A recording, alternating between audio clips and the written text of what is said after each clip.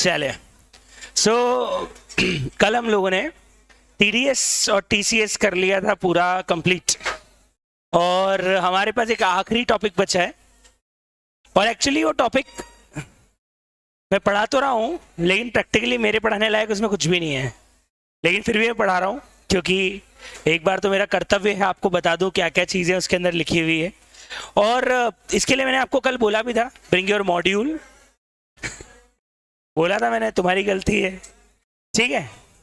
And module में भी मैं आपको बता दूं, इस वाले चैप्टर के लिए ना आपको मॉड्यूल के पीछे दिया गया रिवीजन ही खोलना है बस। यस यस, ये खोल लो। इन्होंने सारे चार्ट्स और डायग्राम से प्रेजेंट किया है पूरा चैप्टर, और इसी से हम पूरा चैप्टर रिवाइज कर लेंगे। अपने को एक एक वर्ड पढ़ने की जरूरत नहीं है मॉड्यूल का, हम इतना भी पढ़ लेंगे ना तो हमको पूरा चैप्टर कवर हो जाएगा। और इसीलिए अब आप करिए बिल्कुल आवाज बंद, कॉपी में लिखने की जरूरत ही नहीं है, चार्ट से ही तो पढ़ना है पूरा आज अपने को। यस, सारे चैप्टर्स के चार्ट्स दिए हुए हैं, वो रिवीजन के लिए होते हैं, पर बाकी चैप्टर कॉपी से पढ़ो। मॉड्यूल में जो जो मैंने हाईलाइट किया करो, रिवाइज इससे कर लो करना हो तो। यस, अब मेरी बात सुनो, पेज नंबर बता रहा हूँ मैं आपको, 11.15। देखो पूरा चैप्टर की थियरी 15 पेज की है, उस 15 पेज में 4 पेज तो डेफिनेशन के हटा दो, तो देखा जाए तो आपके पास टोटल मिला के चैप्टर की थियरी कितने पेज की है? 10 पेज के। उस 10 पेज को उन्होंने 5 पेज में चार्ट में कवर कर लिया है, तो सारा का सारा ऑलरेडी हमारे रिवीजन चार्ट में कवर हो जाता है। हम इन्हीं रिवीजन चार्ट से पूरा का पूरा चैप्टर रिवाइज कर सकते हैं। मतलब पूरा थियरी भी देखें तो थियरी 10 पेज की है, तो 10 पेज की थियरी को अगर अपन रिवाइज करें तो 4 या 5 पेज में कवर हो जाता है। और उसके बाद चाहे तो मॉड्यूल एक बार रीड कर लेना, आपकी चॉइस है, वो आपको इच्छा है कि आप मॉड्यूल वापस से पढ़ना चाहो तो पढ़ो, पर इससे आपका सब कुछ कवर ऑलरेडी हो जाएगा। अब अगर आप एकदम शांत हो जाएं, राहुल जी आप एकदम अगर शांत हो जाएं तो क्या हम इस चैप्टर को स्टार्ट कर सकते हैं? यस, अब सुनिएगा सब लोग, ये जो चैप्टर है ना, ये chapter exam point of view से इतना इंपॉर्टेंट है भी नहीं, सिर्फ ऐड हुआ है नया, इसलिए लगता है कि कभी इसमें से क्वेश्चन आ जाए। ये वाला चैप्टर अकाउंट रिकॉर्ड्स, देखो टीडीएस टीसीएस बहुत इंपॉर्टेंट, प्लेस ऑफ सप्लाई बहुत इंपॉर्टेंट, होगा ही होगा कि इन दोनों में से एग्जाम में क्वेश्चन आएगा ही आएगा, प्लेस ऑफ सप्लाई और टीडीएस टीसीएस। इसमें से अगर उनको क्वेश्चन पूछना हुआ, सिर्फ थियोरेटिकल क्वेश्चन बनेगा, ना केस स्टडी बनेगा, ना कोई प्रैक्टिकल बनेगा, सिर्फ थियरी क्वेश्चन बनेगा इस चैप्टर में से। मैंने करवा तो दिए थे, अच्छा उसको सिर्फ भेजना है, सॉफ्ट कॉपी में तो मैंने आपको बता दिए थे ना, उसमें सिर्फ सॉर्ट करके मुझे भेजना है। अब वो भेज दूंगा मैं यार, एक 15 मिनट का काम है मेरे लिए। ओके चलिए, तो वो मैं भेज दूंगा, मैंने आपको करवा तो दिए थे क्वेश्चन, सिर्फ मुझे आपको एक बार भेजना है प्लेस ऑफ सप्लाई के क्वेश्चन। ओके, अब हमारे पास एक बच्चा बोल रहा है सर कितने मार्क्स का है, इससे बहुत रेयर चांस है कि एक आध क्वेश्चन को इसके ऊपर आ जाए, आएगा तो डायरेक्ट थियरी क्वेश्चन आएगा, 2 नंबर 3 नंबर, उससे ज़्यादा का नहीं आएगा। और करना कुछ नहीं है, एक्चुअली इसके 2 सेक्शन से पूरा चैप्टर गवर्न होता है, 35 और 36। देखो मैं आपको बार बार सेक्शन नंबर रिवाइज करवा चुका हूँ, एक बार वापस बता देता हूँ। सप्लाई का कौन सा सेक्शन है जल्दी बताओ? 7। कंपोजिट मिक्स सप्लाई का 8, आरसीएम और चार्जिंग सेक्शन है 9, कंपोजिशन का 10, एग्जम्पशन का 11, टाइम ऑफ सप्लाई के 2 हैं, गुड्स के लिए 12, सर्विसेज के लिए 13, 14 आपके सिलेबस में नहीं है। 15वां सेक्शन है वैल्यूएशन, वैल्यूएशन का कौन सा सेक्शन है? 15। अब 16 से लेके 18 तक के सेक्शन आईटीसी के हैं, इसमें कंडीशन ऑफ आईटीसी, 17(5) में ब्लॉक क्रेडिट है, 18 में ट्रांजिशन है, ये आईटीसी हो गया। 19, 20, 21 आपके सिलेबस में नहीं है। 22 से 30 तक रजिस्ट्रेशन है, 22 में रजिस्ट्रेशन लिमिट, 23 में नॉट लायबल, 24 में मैंडेटरी, 25 में प्रोसीजर, 26 काम का नहीं, 27 में सीटीपी एनआरटीपी की प्रोसेस, 28 अमेंडमेंट, 29 मेन है कैंसिलेशन, और उसका रेवोकेशन दिया है 30 में। 31 है सारे डॉक्यूमेंट्स वाला, invoice, revise tax invoice, receipt voucher, है ना। 32 बोलता है टैक्स आप अनरजिस्टर्ड हो तो कलेक्ट नहीं कर सकते। 33 बोलता है अगर आपको बिल में कोई भी बिल इशू करना है तो टैक्स सेपरेटली डिस्क्लोज करना पड़ेगा बिल में और डॉक्यूमेंट्स में। 34 था डेबिट नोट और क्रेडिट नोट। 35 और 36 किसका सेक्शन है? अकाउंट्स एंड रिकॉर्ड्स का। 37 से रिटर्न्स चालू हो जाता है, 48 तक रिटर्न्स है, 49 पेमेंट ऑफ टैक्स है, 50 इंटरेस्ट ऑन लेट पेमेंट है, 51 टीडीएस है, 52 टीसीएस है। That's it. 53 से रिफंड के प्रोविजन आ जाते हैं जो फाइनल में मिलेंगे। रिफंड ऑफ जीएसटी इंटर में नहीं है, फाइनल में है। तो हमारे जो सेक्शंस हैं वो मेनली देखा जाए तो दो ही सेक्शन है इस चैप्टर के अंदर, 35 और 36। अगर पूरे मॉड्यूल की बात करूं तो इफेक्टिव थियरी पूरे मॉड्यूल में 10 पेज की दे रखी है और 4 या 5 पेज में उसके चार्ट्स दे रखे हैं। तो बेटर है कि उसी चीज को चार्ट से पढ़ लिया जाए। आपको अगर एक बार रीडिंग लगानी भी है तो आज आधा पौन घंटा बैठ के आप एक बार फटाफट मैगजीन रीडिंग कर लेना। आपको कुछ नया मिले तो ठीक, नहीं तो मेरे हिसाब से तो सारी चीजें चार्ट के अंदर कवर हो ही जाएगी। इसको अपन अच्छे समझते हैं कि यहाँ पे बोलना क्या चाह रहे हैं। सिंपल है। ये सेक्शन पता है डिपार्टमेंट के लिए बहुत काम का है, क्योंकि ये सेक्शन ही डिपार्टमेंट को टैक्स इवेजन पकड़ने में मदद करेगा। Because they are asking you to keep proper books of accounts. जैसे इनकम टैक्स बोलता है प्रॉपर बुक्स ऑफ अकाउंट्स बनाइए, ये बनाइए, वो बनाइए, वैसे ही जीएसटी बोलता है कि हमें आपसे प्रॉपर बुक्स ऑफ अकाउंट्स चाहिए। क्योंकि आपने अपनी तरफ से कुछ भी असेसमेंट कर दिया, आपने अपनी तरफ से रिटर्न भर दिया, लेकिन हम आप जब तक आपकी बुक्स वेरीफाई नहीं करेंगे, जब तक हम ये नहीं देखेंगे कि आपने किसको माल बेचा, किससे माल खरीदा, कितना माल आया, कितना माल है, कितना स्टॉक है, कितना प्रोडक्शन किया, हम सेटिस्फाई नहीं होंगे। So GST department, or I can say GST law, requires all the taxpayer to maintain some sort of books of accounts under these two sections 35 and so this chapter talks about which kind of books of accounts we need to keep. That's it. ये chapter यही बताता है किस किस आदमी को किन किन चीजों के रिकॉर्ड्स रखने हैं। बस इसके अंदर हमको यही रखना है कि किस किस आदमी को किन किन चीजों के रिकॉर्ड्स मेंटेन करने हैं, कौन परचेज रिकॉर्ड, सेल रिकॉर्ड, क्या क्या रिकॉर्ड एक आदमी मेंटेन करेगा और कौन कौन क्या क्या रिकॉर्ड मेंटेन करेगा, वो हमें यहाँ पे पढ़ना है। तो जो सबसे पहला पॉइंट है वो है एक बेसिक सेक्शन 35 जो बोलता है कि who is required to maintain his books of accounts and at which place. तो सबसे पहले एक आदमी अपने बुक्स ऑफ अकाउंट्स कहाँ कहाँ रखेगा? एक तो प्रिंसिपल प्लेस ऑफ बिजनेस पे। लेकिन सर ये तो मेरी इसकी हो गई, ब्रांच की बुक्स कहाँ रखेगा? जहां पे ब्रांच है, जैसे बोलते हैं एडिशनल प्लेस ऑफ बिजनेस। जैसे मान लो नाटा एकेडमी का मेन सेंटर इंदौर में, लेकिन नाटा एकेडमी आज उज्जैन, रतलाम और इन जगह पे ब्रांच खोल दे, जिनका एक ही जीएसटी नंबर हो, तो ये हो गया रजिस्टर्ड एड्रेस और वो सब क्या हो गए? Additional place of business. तो उन एडिशनल प्लेस ऑफ बिजनेस की बुक्स कहाँ मेंटेन करेगा? उस ब्रांच पे। और अपनी इस यहाँ की बुक्स कहाँ मेंटेन करेगा? इस ब्रांच पे। मतलब एक आदमी को अपने रजिस्टर्ड प्लेस ऑफ बिजनेस पे बुक्स ऑफ अकाउंट्स मेंटेन करना रहता है, लेकिन वो जो एक other separate place of businesses है, एडिशनल प्लेस ऑफ बिजनेसेस है, उनकी बुक्स वो कहां मेंटेन कर सकता है? एडिशनल प्लेस ऑफ बिजनेसेस पे मेंटेन कर सकता है। कंपनीज एक्ट जैसा नहीं है। कंपनीज एक्ट क्या बोलता है? कंपनी को अपनी सारी बुक्स, यहां पे ऐसा नहीं बोला। उन्होंने बोला a person can keep his books of accounts at registered place but for a separate books of accounts are maintain for any branch, तो उस बुक्स को वो वहीं पे मेंटेन करेगा। मतलब यहाँ के ट्रांजैक्शन और वहाँ के ट्रांजैक्शन के लिए अगर दो separate books of accounts maintain हो रही है तो आप यहाँ की बुक्स अलग मेंटेन कीजिए और वहाँ की बुक्स अलग मेंटेन कीजिए। पता है उसका कारण है, GST area wise jurisdiction officer के अंदर आता है। इंदौर जुरिसडिक्शनल ऑफिसर के अंदर में इंदौर जुरिसडिक्शन आएगा, रतलाम जुरिसडिक्शन में रतलाम जुरिसडिक्शन आएगा। तो अगर आपकी ब्रांच रतलाम जुरिसडिक्शन में आती है तो वहां भी तो आपको बुक्स ऑफ अकाउंट्स रखनी पड़ेगी, उससे रिलेटेड है, क्योंकि वहां का ऑफिसर तो वहीं कहीं चेक करेगा ना। और इंदौर का ऑफिसर कहाँ की चेक करेगा? इंदौर की। तो इसलिए जुरिसडिक्शन चेंज हो जाता है and that's why they need to keep books of accounts at both the places. For this place you need to keep books of accounts regarding your registered place. और जो branch है अगर उसकी books separate बना रहे हो आप तो फिर उसकी बुक्स आपको उस ब्रांच पे रखनी पड़ेगी। मतलब एक चीज है कि एक आदमी को अगर जीएसटी की बुक्स वेरीफाई करनी है तो उसको उन सब प्लेसेस पे जाके बुक्स वेरीफाई करनी पड़ेगी जहां जहां पे प्लेस ऑफ बिजनेस है। तो a registered person need to keep his books of account at principal place of business as well as at additional place of business. Very good. Now the question arises is, sir, which kind of books of accounts? Which books you are talking about, sir? Listen. Accounts and records किन किन चीजों के maintain करने हैं? देखो, सबसे पहले बोला 5 चीजें तो क्लियर है। क्या क्या है सुनना। प्रोडक्शन, ऑफ कोर्स जो आदमी फैक्ट्री चला रहा है वो अपनी बुक्स में क्या मेंटेन करेगा? कितनी यूनिट बनाई, क्योंकि भैया डिपार्टमेंट को पता क्या पड़ेगा कितनी बनाई कितनी बेची, बिना बिल के तो नहीं बेची थी। तो ऑफ कोर्स आपको किसका रिकॉर्ड करना है? प्रोडक्शन का। दूसरा इनवर्ट और आउटवर्ड सप्लाई मतलब परचेज और सेल। हम जीएसटी में इनवर्ट और आउटवर्ड सप्लाई को क्या बोलते हैं? इनवर्ट सप्लाई मतलब परचेज और आउटवर्ड सप्लाई मतलब सेल। तो हम हमेशा जीएसटी में परचेज और सेल को क्या बोलते हैं? इनवर्ट सप्लाई और आउटवर्ड सप्लाई। तो आपको परचेज और सेल की रिकॉर्ड रखनी है। एक फैक्ट्री रखेगी प्रोडक्शन का रिकॉर्ड।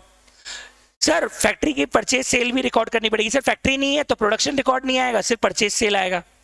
अगर एक फैक्ट्री है तो प्रोडक्शन रिकॉर्ड भी रखेगी। सर फैक्ट्री नहीं है, सर्विस प्रोवाइडर है, तो फिर वो क्या के रिकॉर्ड रखेगा? परचेज सेल के। तो फैक्ट्री को तो प्रोडक्शन का भी करना है, परचेज का भी रखना है, सेल का भी रखना है। अगर एक फैक्ट्री नहीं एक सर्विस प्रोवाइडर है तो फिर प्रोडक्शन का तो नहीं रखेगा, काय का रखेगा? फिर परचेज और सेल का। अगला stock. Of course her factory और हर सर्विस प्रोवाइडर को काय का रिकॉर्ड रखना पड़ेगा? अपने स्टॉक का। मैंने बार बार एक चीज बोली है, डिपार्टमेंट स्टॉक वेरीफाई करता है। डिपार्टमेंट ये देखता है कि उनकी बुक्स में जो स्टॉक चल रहा है, फिजिकल स्टॉक चल रहा है, वो रिकनसाइल हो रहा है या? तो ऑफ कोर्स उनको क्या चाहिए? स्टॉक के प्रॉपर रिकॉर्ड्स चाहिए। उसके लिए हम लोग कॉस्ट में बनाते हैं स्टोर लेजर। स्टोर लेजर के अंदर प्रॉपर स्टॉक का रिकॉर्ड होता है, कितना आया कितना गया। स्टॉक रजिस्टर भी बना सकते हो आप। आपको लगता है मेरे से प्रॉपर वैल्यू का हिसाब नहीं, तो कम से कम क्वांटिटी के हिसाब के लिए आप क्या बना सकते हो? Stock register. वो स्टॉक रजिस्टर ये बताएगा कि आपके वेयर हाउस में कितने गुड्स अभी रखे हैं, आपके स्टोरेज में कितने गुड्स अभी रखे हैं, तो उसका रिकॉर्ड रखना है। ऑफ कोर्स आईटीसी का रिकॉर्ड रखना है, कितना आईटीसी लिया, कौन कौन से बिल पे लिया, कौन से महीने में कितना आईटीसी लिया, कितना आईटीसी पुराना पेंडिंग चल रहा है, कितना आईटीसी का बैलेंस चल रहा है। प्रॉपर आपको एक लेजर मेंटेन करना है। किस चीज का? आईटीसी का। बहुत बढ़िया। And one more record you need to keep is tax payable का, कि आपको कितना टैक्स दे दिया है, कितना टैक्स और देना। अपन अकाउंट में लेजर नहीं बनाते क्या? टैक्स पेबल का लेजर बनाया होगा आपने, प्रोविजन फॉर टैक्स का, और फिर जीएसटी पेबल का या इनकम टैक्स पेबल का। वैसे ही आपको अपनी बुक्स के अंदर इन टैक्स पेबल का भी लेजर मेंटेन करना पड़ेगा कि कितना टैक्स आप दे चुके हो और कितना टैक्स और देना आ रहा है। 5 चीजों का रिकॉर्ड तो मेन आपको रखना ही रखना है। क्या क्या 5 चीजें? जल्दी बताओ कौन कौन सी? प्रोडक्शन मैन्युफैक्चरिंग, दूसरा परचेज सेल, तीसरा स्टॉक, चौथा आईटीसी का, और 5वां टैक्स का। ये तो देखो, डिपार्टमेंट को बाकी चीजों से मतलब नहीं है। डिपार्टमेंट आपको बोलेगा ही नहीं सैलरी का रिकॉर्ड रखो, क्योंकि जीएसटी वालों को सैलरी से कोई मतलब है ही नहीं। तो डिपार्टमेंट उन चीजों का रिकॉर्ड आपको मेंटेन करने को बोलेगा ही नहीं जिस पे जीएसटी नहीं लगता है। वो आपको नहीं बोलेगा कि आप सैलरी का रिकॉर्ड रखो, वो आपको नहीं बोलेगा आप डिप्रिसिएशन का रिकॉर्ड रखो, नहीं, क्योंकि उनको provision for depreciation, provision for income tax, dividend या सैलरी, इन सब से कोई मतलब गुड्स के ऊपर लग रहा है ना, तो सिर्फ गुड्स और सेल और परचेज और आईटीसी से रिलेटेड रिकॉर्ड रखने को बोलेगा आपको। वो आपको इनके अलावा किसी और चीज के रिकॉर्ड की बात नहीं करेगा। लेकिन कुछ और भी एडिशनल रिकॉर्ड मेंटेन करने का मतलब प्रिस्क्राइब्ड है, मतलब ये भी यही, वो तो है ये भी यही, ये भी बाय डिफॉल्ट हो गए, वो रूल्स में प्रिस्क्राइब्ड है, पर अल्टीमेटली है तो है ही, सारे ही है। अब क्या रिकॉर्ड है सुनना, अगर आप आरसीएम की कोई सप्लाई ले रहे हो तो उसका भी आपको रिकॉर्ड रखना पड़ेगा। मतलब ये एक्स्ट्रा रिकॉर्ड है जो जीएसटी वाले आपको और रखने का बोल रहे हैं। 5 चीज रिकॉर्ड तो बेसिक है, हर आदमी मेंटेन करता है। सेल परचेज रिकॉर्ड हर आदमी मेंटेन करता है। जो आदमी मैन्युफैक्चरिंग कर रहा है वो प्रोडक्शन रजिस्टर हमेशा बनाते ही बनाता है। जो आदमी मैन्युफैक्चरिंग कर रहा है, जो आदमी सेल परचेज कर रहा है, वो स्टॉक रजिस्टर हमेशा बनाता ही बनाता है। साथ में आईटीसी का रिकॉर्ड तो आदमी रखेगा ही, क्योंकि तभी तो आईटीसी क्लेम करेगा। और टैक्स पेबल का लेजर तो हर आदमी अपनी बुक से बनाते ही है। तो ये तो 5 बेसिक थे, लेकिन जीएसटी वाले आपसे कुछ और रिकॉर्ड रखने की बात कर रहे हैं। सबसे पहले they are asking you to prepare separate record for RCM supply along with the relevant documents. जितनी भी आरसीएम सप्लाई आपने ली है, जिसपे आपको टैक्स भरना है, उस सब का रिकॉर्ड आपको अलग से रखना पड़ेगा कि भैया मैंने लीगल सर्विसेज ली है, मैंने गुड्स ट्रांसपोर्ट एजेंसी की सर्विस ली है, उसका टैक्स इस दिन भरा है, फिर उसके ऊपर आईटीसी क्लेम करी है, उसका एक अलग रिकॉर्ड आपको आरसीएम रजिस्टर मेंटेन करना पड़ेगा या आरसीएम लेजर मेंटेन करना पड़ेगा। प्रैक्टिकली अगर कोई आदमी फिजिकल बुक बना रहा है तो एक आरसीएम रजिस्टर मेंटेन करेगा कि मैंने इतनी इतनी तारीख को इतनी इतनी आरसीएम की सप्लाई ली है, ताकि मंथ एंड में उसके ऊपर क्या भरा जा सके? टैक्स भरा जा सके। तो एक आरसीएम का रिकॉर्ड आपको अलग से मेंटेन करना पड़ेगा। सर गुड्स इंपोर्ट और एक्सपोर्ट का रिकॉर्ड आपको अलग से, वो तो सर वैसे भी आ ही जाएगा जब आप सेल परचेज की बात कर रहे हो। तो सेल परचेज में अपने आप गुड्स के इंपोर्ट और गुड्स के एक्सपोर्ट का रिकॉर्ड भी आ ही जाएगा, क्योंकि आदमी जो परचेज करेगा, अगर वो इंपोर्ट करेगा तो इंपोर्ट के लिए भी अलग से आपको रिकॉर्ड रखना है, सेल करेगा तो एक्सपोर्ट सेल के लिए भी आपको अलग से रिकॉर्ड रखना ही है। हम लोगों ने जीएसटीआर 1 में ही पढ़ा था, एक्सपोर्ट इनवॉइसेज अलग से डिस्क्लोज करने पड़ते हैं। तो ऑफकोर्स आपको एक्सपोर्ट के लिए भी अलग से रिकॉर्ड रखना पड़ेगा और इंपोर्ट के लिए भी अलग से रिकॉर्ड रखना पड़ेगा। इसके अलावा आप लोग एडवांसेस का रिकॉर्ड भी अलग से रखेंगे। किसका रिकॉर्ड? एडवांसेस का, क्योंकि हम लोगों ने पढ़ा है एडवांस पे भी टैक्स लग जाता है। जीएसटीआर 1 में आपको डिटेल डालनी पड़ती है कितना एडवांस आया, और एक एडजस्टमेंट टू एडवांसेस का, कितना एडवांस पुराना था जो इस महीने एडजस्ट हो गया, क्योंकि उसके ऊपर टैक्स एडजस्ट होता है। हम लोगों ने जीएसटीआर 1 के अंदर दो अलग अलग बॉक्सेस पढ़े थे, याद है आपको? एक था एडवांसेस पे टैक्स लायबिलिटी कितनी है, और एक है एडजस्टमेंट टू एडवांसेस। क्योंकि आपको टाइम ऑफ सप्लाई के अंदर हमने पढ़ा था एडवांसेस के ऊपर टैक्स आपको आज देना पड़ता है इन केस ऑफ सर्विसेज, तो वो आपको रिसीट वाउचर के थ्रू एडवांसेस का भी रिकॉर्ड रखने का बोल रहे हैं। वो न केवल आपको एडवांसेस का रिकॉर्ड रखना है, साथ साथ में आपको एडजस्टमेंट टू एडवांसेस का भी रिकॉर्ड रखना है। एडजस्टमेंट टू एडवांसेस मतलब कितने एडवांसेस पुराने थे जो इस महीने एडजस्ट हो गए, मतलब उनकी सेल हो गई। तो दो चीजों का रिकॉर्ड आपको और मेंटेन आपके बुक्स में करना पड़ेगा। इसके अलावा आपको एक और चीज मेंटेन करनी है, आपके गुड्स अगर कहीं और स्टोर्ड है तो उसकी प्रेमाइसेस का प्रॉपर रिकॉर्ड आपके पास होना चाहिए, क्योंकि डिपार्टमेंट आपके यहाँ आएगा और आपके यहाँ बोलेगा अरे बुक्स में तो 10 करोड़ का स्टॉक दिख रहा है, यहाँ है ही नहीं। बोले सर वो एक वेयर हाउस में रखा हुआ है। कौन सा वेयर हाउस? और सर वो तो अभी देखना पड़ेगा कौन से वेयर हाउस में रखा हुआ। नहीं भैया, अगर तुम्हारा स्टॉक फैक्ट्री में नहीं है और कहीं और स्टोर्ड है तो बताओ उसका प्रॉपर एड्रेस, उसकी प्रॉपर डिटेल्स आपके पास होनी चाहिए, नहीं होनी चाहिए? होनी चाहिए, नहीं तो डिपार्टमेंट वेरीफाई कैसे करेगा वो स्टॉक? आप ये बोल सकते हो ना सर एक गुप्त वेयर हाउस में रखा हुआ है, उसका पता तो मुझे भी नहीं है, दुनिया की पुलिस ढूंढ रही है वो वेयर हाउस, मिलेगा नहीं आपको, बस पढ़े वहां पे। अरे क्या आप हमें वो वेयर हाउस वेरीफाई करने नहीं देंगे? हम वहां जाके भी वेरिफिकेशन करेंगे, तो हमें उस जगह की स्टोरेज के भी प्रॉपर क्या चाहिए, रिकॉर्ड्स चाहिए। तो वो रिकॉर्ड्स भी हमको सारे के सारे मेंटेन करने पड़ेंगे। इसके अलावा मैं एक और चीज मेंटेन करूंगा, सेलर और बायर के रिकॉर्ड्स। सेलर जिससे मैंने माल खरीदा है, मतलब मेरे जितने भी क्रेडिटर्स हैं, मेरे जितने भी डेटर्स हैं, मेरे जितने भी कस्टमर और जितने जिनसे भी वेंडर्स से मैं बाय करता हूं, उन सब का नेम और एड्रेस और उनकी जो डिटेल्स है वो सब भी मुझे अपनी बुक से मेंटेन करनी पड़ती है। तो ये ओवरऑल एक रेगुलर पर्सन अपने यहाँ रिकॉर्ड्स मेंटेन करता है। जी मैम। थर्ड पार्टी की प्रीमाइसेस की ही बात कर रहा हूं सारी, चाहे वो वेयर हाउस आपका हो, चाहे वो वेयर हाउस किसी और का हो, चाहे आप रेंटेड वेयर हाउस में जगह पे रख रहे हो, सब जगह का रिकॉर्ड आपको रखना पड़ेगा कि आपके गुड्स अभी एग्जैक्टली है कहाँ। इवन ट्रांजिट गुड्स का भी रखना पड़ेगा।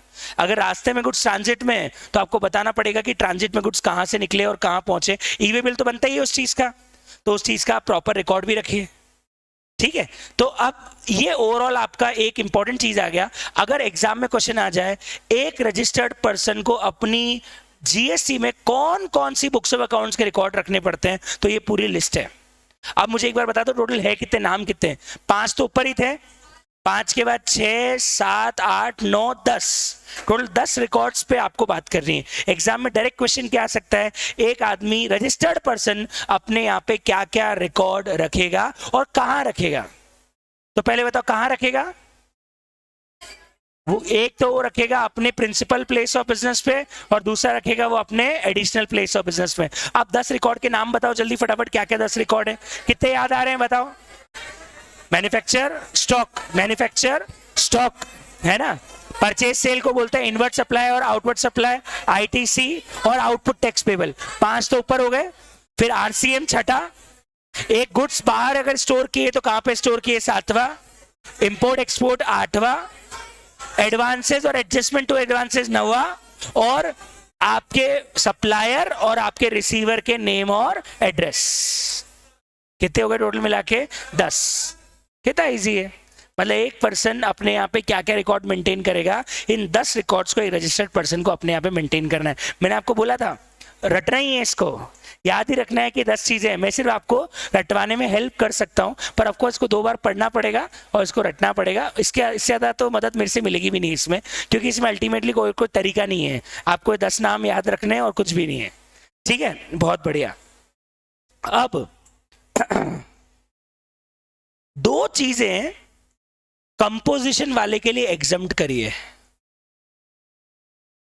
मतलब 2 चीजें कंपोजिशन वाले को रखने की जरूरत नहीं है इसमें से। मतलब अगर कोई आदमी कंपोजिशन वाला है तो 10 में से 8 रिकॉर्ड मेंटेन करेगा। 2 क्या नहीं, एक बार पढ़ो, records which are to be maintained only by supplier other than composition. एक तो tax payable, collected, paid, ITC, tax invoice, credit note, debit note, delivery challan, इन सब का रिकॉर्ड कंपोजिशन वाले को नहीं रखना। उसका कारण है, मैंने बोला था सिंप्लीफाइड स्कीम है, वो एक सिंपल बिल ऑफ सप्लाई बनाएगा। तो उसको सिर्फ बिल ऑफ सप्लाई का रिकॉर्ड रखना है, ना उसको टैक्स इनवॉइस का रिकॉर्ड रखना है, ना उसको डेबिट नोट देना है, ना उसको क्रेडिट नोट देना है, ना उसको डिलीवरी चालान देना है, कुछ भी नहीं देना है। पहली बात तो इंटर स्टेट कर ही नहीं सकता, तो स्टेट के बाहर माल जाएगा ही नहीं। दूसरी बात, ना वो टैक्स इनवॉइस बना सकता है, ना वो डिलीवरी चालान बनाएगा, ना ही वो कोई आईटीसी के रिकॉर्ड रखेगा। तो पहले तो टैक्स रिलेटेड रिकॉर्ड जो है वो कंपोजिशन वाले को रखने की जरूरत ही नहीं, क्योंकि वो बंदा अगले से टैक्स वसूल ही नहीं सकता है। उसके पास जो टर्नओवर रिकॉर्ड है उसको उसके 1% पे टैक्स देना है, बात खत्म।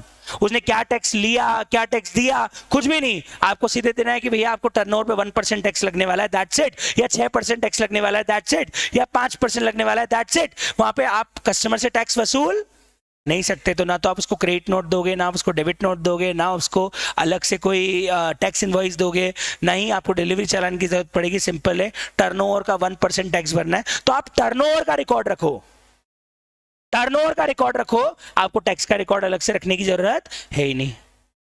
दूसरा, आपको इस केस में स्टॉक का रिकॉर्ड भी नहीं रखना, क्योंकि इनको कोई आईटीसी ही नहीं मिलती है। तो कितना परचेज आया, उसमें से कितना गुड्स खराब हो गए, या कितने आपने सैंपल में दे दिए, या कितने आपने गिफ्ट में दे दिए, इन सब का कोई रिकॉर्ड नहीं रखना है, क्योंकि आपको परचेज के ऊपर कोई आईटीसी मिली नहीं है। तो आपको स्टॉक का भी रिकॉर्ड रखने की जरूरत नहीं है। मतलब कंपोजिशन वाले को इन दो रिकॉर्ड से एग्जम्पशन मिल गई है। पहले एक बार देख लो ये दो रिकॉर्ड्स कौन कौन से हैं। एक तो स्टॉक ऑफ गुड्स का रिकॉर्ड, इसमें कितना गुड्स आया, कितना गया, opening, loss, stolen, write off, gift, sample, कुछ भी नहीं, क्योंकि ये सब आईटी से रिलेटेड पॉइंट्स हैं। कितना गुड्स राइट ऑफ हुआ, आईटीसी नहीं मिलता। कितना गुड्स फ्री में दिया, आईटीसी नहीं मिलता। सैंपल में दिया, आईटीसी नहीं मिलता। इन सब के आईटीसी का रिकॉर्ड था। अरे जब आईटीसी ही नहीं मिलता कंपोजिशन वाले को, तो उनको इन सब चीजों का रिकॉर्ड रखने की जरूरत क्या है। और दूसरा, टैक्स ही जब उसको अलग से कस्टमर से लेना नहीं है, अपने टर्नओवर पे टैक्स देना है, तो भाई तो जब सेल का रिकॉर्ड रख रहा है तो ऑटोमेटिकली उस पर कितना टैक्स देना आएगा तो डायरेक्ट निकल जाएगा। उसके लिए आपको कोई अलग से टैक्स रिकॉर्ड रखने की जरूरत है ही नहीं। तुझे तेरी सेल का 1% टैक्स हर क्वार्टर में भरना है, दैट्स इट। तो सेल का रिकॉर्ड रखना, तेरे को इन सब चीजों के अलग से कोई लेजर मेंटेन करने की जरूरत नहीं है। कम से कम जीएसटी में तो नहीं है। इनकम टैक्स वाले अगर बोलेंगे, या एएस बोलेगा, या अकाउंट्स बोलेगा, या कंपनी ऑडिट बोलेगा, या इनकम टैक्स ऑडिट बोलेगा, तो बात अलग है। जीएसटी वाले तो नहीं बोल रहे कि हमको इस तरह के रिकॉर्ड की जरूरत है। बाकी जरा आपको मेंटेन करना है तो बाकी आप देखो, आपको बुक्स मेंटेन करनी तो करो। हम कंपलसरी नहीं कर रहे हैं आपको, जीएसटी वाले कंपलसरी नहीं कर रहे हैं इस बुक्स को मेंटेन करने के लिए। तो पहले तो समझ में आ जाना चाहिए 10 में से कितने रिकॉर्ड कंपोजिशन वाले को नहीं रखने, 2। मतलब प्रैक्टिकली कंपोजिशन वाला कितने रिकॉर्ड रखेगा, 8। 10 में से 2 माइनस कर देना, दैट्स इट। बताओ किसी को कोई दिक्कत नहीं? सर बहुत बढ़िया, आगे बढ़ते हैं। और ये है एजेंट के लिए। टैक्सेबल पर्सन के रिकॉर्ड हो गए लगभग कंप्लीट। अब एक एजेंट क्या क्या रिकॉर्ड रखेगा वो अपने को देखना है। तो इन्होंने बोला है एजेंट अपने यहाँ पे क्या क्या रिकॉर्ड रखेगा। सबसे पहले, सर अगर वो एजेंट है तो उसके पास में क्या प्रूफ है कि वो एजेंट है? सर एक ऑथराइजेशन लेटर आया होगा प्रिंसिपल का कि आज से मैंने आपको एजेंट बना दिया है। अपॉइंटमेंट लेटर आया होगा कि आज से आप मेरे एजेंट हो। अदरवाइज वो कैसे जीएसटी वालों को प्रूव करेगा कि मैं किसी और का एजेंट हूं? तो पहली चीज क्या चाहिए उस आदमी से? ऑथराइजेशन उन सब प्रिंसिपल से जिन जिनकी एजेंसी आपने ले रखी है, जिन जिनके आप एजेंट है, उन सबका आपका क्या चाहिए? एक तो ऑथराइजेशन लेटर। दूसरा, जितने गुड्स आए हैं और जितने गुड्स बिके हैं उन सब का आपको गुड्स का रिकॉर्ड मेंटेन करना है। मतलब देखा जाए तो कितने गुड्स आए, कितने गुड्स गए, उसकी क्या वैल्यू थी आने की, कितने में गए, उन सब का रिकॉर्ड आपको मेंटेन करना पड़ेगा। परचेज सेल का रिकॉर्ड बोल दिया एक तरह से आपके लिए। अब एजेंट के लिए परचेज सेल नहीं होता है, एजेंट के लिए परचेज सेल नहीं होता है। एजेंट को तो गुड्स आता है, स्टॉकिस्ट होता है वो तो लेता है, बेचता है और सिर्फ कमीशन लेता है। तो कितने गुड्स आए, कितने गुड्स गए, मतलब एक्चुअली स्टॉक रिकॉर्ड ही हो गया एक तरह से, ठीक है, पर वैल्यू के साथ। कितने का गुड्स आया, कितने गुड्स आए, कितने के गुड्स बेचे, कितने में बेचे, उन सब की प्रॉपर वैल्यू और क्वांटिटी आपको रिकॉर्ड रखनी पड़ेगी। मतलब स्टॉक रजिस्टर है विथ वैल्यू, मतलब एक तरह का स्टोर लेजर ही हो गया। एक प्रॉपर स्टोर लेजर आपको मेंटेन करना पड़ेगा। तीसरा, details of account furnish to every principal. Principal को लेजर भेजा होगा आपने कि सर मैंने आपके नाम पे इतने की सेल करी है, उसमें मेरा इतना कमीशन बनता है और ये आपको पैसा देना आ रहा है, इतना पैसा आपसे लेना आ रहा है। जो आपने प्रॉपर प्रिंसिपल को डिटेल्स भेजी होगी कि सर मैंने इतनी इतनी सेल आपके बिहाफ पे करी है, उसका मेरा इतना कमीशन बनता है, उसमें से इतना माल रिटर्न आ गया, ये रिटर्न मैं आपको कर रहा हूं, वो प्रॉपर रिकॉर्ड आपको मेंटेन करने। मतलब जो आप प्रिंसिपल को प्रॉपर लेजर दे रहे होंगे हिसाब करने के लिए, उसका रिकॉर्ड हमें जीएसटी में भी देखना है। आप प्रिंसिपल के साथ हिसाब तो कर ही होंगे ना। आज मुझे बताओ मैं स्टॉकिस्ट हूँ, अब मान लो मैं हिंदुस्तान यूनिलीवर का एजेंट हूँ, हिंदुस्तान यूनिलीवर का माल पूरे एमपी में डिस्ट्रीब्यूट करता हूँ, तो एचयूएल के साथ महीने टू महीने बैठ के हिसाब होता होगा कि नहीं होता होगा कि सर आपका लेजर और मेरा लेजर लेके बैठ जाते हैं और रिकनसाइल कर लेते हैं कि गुड्स आए, इतने गए, इतना देना आ रहा है, इतना लेना आ रहा है, पुराना इतना था, इतना कमीशन मेरा इतना बन रहा है, इतना आपको नेट में पेमेंट कर चुका हूँ, ये वो इन सबका रिकॉर्ड जीएसटी वाले भी आपसे पूछेंगे। और सारा रिकॉर्ड जो आप एचयूएल के साथ लेके बैठे हो, ये सारा रिकॉर्ड आपको जीएसटी वालों को भी दिखाना पड़ सकता है। एंड फाइनली टैक्स पेड का रिकॉर्ड। तो एक एजेंट अपने यहां पे 4 रिकॉर्ड मेंटेन करेगा। 4 बताओ कौन कौन से 4 हैं? एक तो ऑथराइजेशन लेटर, एक जितने भी प्रिंसिपल से गुड्स आए और कितने आगे सप्लाई किए उसकी डिटेल, तीसरा जो भी डिटेल जो आपने प्रिंसिपल को फर्निश करी है वो, और टैक्स जितना भी आपने पे किया रिसीट और सप्लाई ऑफ गुड्स पे, उन सब के ऊपर आपको टैक्स के प्रॉपर रिकॉर्ड भी आपको मेंटेन करने पड़ेंगे। मतलब आईटीसी का भी प्रॉपर लेजर मेंटेन होगा, क्योंकि टैक्स पेड ऑन रिसीट लिखा है तो उसमें आईटीसी भी आ गया। तो आईटीसी भी, एजेंट भी तो आईटीसी क्लेम कर सकता है ना, तो आईटीसी का भी प्रॉपर लेजर मेंटेन होगा, टैक्स का भी प्रॉपर लेजर मेंटेन होगा, साथ में जो भी ऑथराइजेशन लेटर प्रिंसिपल से जो भी गुड्स ले रहा है दे रहा है उन सब का रिकॉर्ड होगा, और जो प्रिंसिपल को सारी डिटेल्स उसने फर्निश करी है वो सारी डिटेल्स आपको जीएसटी वालों को भी दिखानी पड़ेगी। ऐसा नहीं, आप ये नहीं बोल सकते कि एचयूएल और मेरा हिसाब है, मैं आपको क्यों बताऊं कि क्या कमीशन मेरे को उससे मिला। नहीं, जो जो रिकॉर्ड आपने एचयूएल को दिखाए होंगे आपकी प्रिंसिपल को उस हिसाब करने के लिए, वो सारे रिकॉर्ड आपसे जीएसटी वाले भी मांगेंगे। तो अगर एचयूएल आपको बोलता है एजेंट को कि आपको स्टॉक का रिकॉर्ड रखना है, तो आपको फिर हमको भी स्टॉक का रिकॉर्ड दिखाना पड़ेगा। अगर एचयूएल बोलता है कि नहीं आपको इंपोर्ट एक्सपोर्ट का भी रिकॉर्ड रखना है, तो हमको फिर इंपोर्ट एक्सपोर्ट का भी रिकॉर्ड दिखाना पड़ेगा। मतलब जो जो चीजें आप अपने प्रिंसिपल के लिए मेंटेन कर रहे हो वो सारी चीजें जीएसटी वाले आपसे पूछेंगे कि दो भैया हमको भी चाहिए।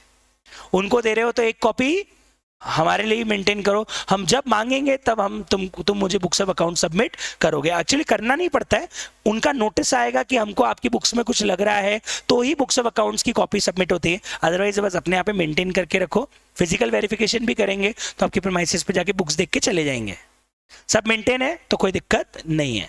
तो एक एजेंट ये 4 चीजें अपने आप मेंटेन करेगा। क्यों? अब हमने पढ़ा था कि एक रजिस्टर्ड पर्सन को 10 चीजें मेंटेन करनी है। अगर उसमें एक मैन्युफैक्चरर आ जाए, कौन आ जाए, तो उनको कुछ चीजें और मेंटेन करनी है। ये देखा जाए तो इस पहले वाले पार्ट का एक्सपांशन है इसका, मतलब प्रोडक्शन के रिकॉर्ड में क्या क्या रखना है, मतलब प्रोडक्शन के रिकॉर्ड में वो आदमी क्या क्या मेंटेन करेगा। हमने बोला प्रोडक्शन रिकॉर्ड रखना है उसको, तो प्रोडक्शन रिकॉर्ड में क्या क्या, वो देखो यहां पे प्रोडक्शन रिकॉर्ड में क्या क्या। एक मैन्युफैक्चरर अपने आप पे अगर प्रोडक्शन रिकॉर्ड मेंटेन करता है तो उसे क्या क्या मेंटेन करना है, एक तो जितना भी रॉ मटेरियल वो यूज कर रहा है उसका प्रॉपर रिकॉर्ड होना चाहिए।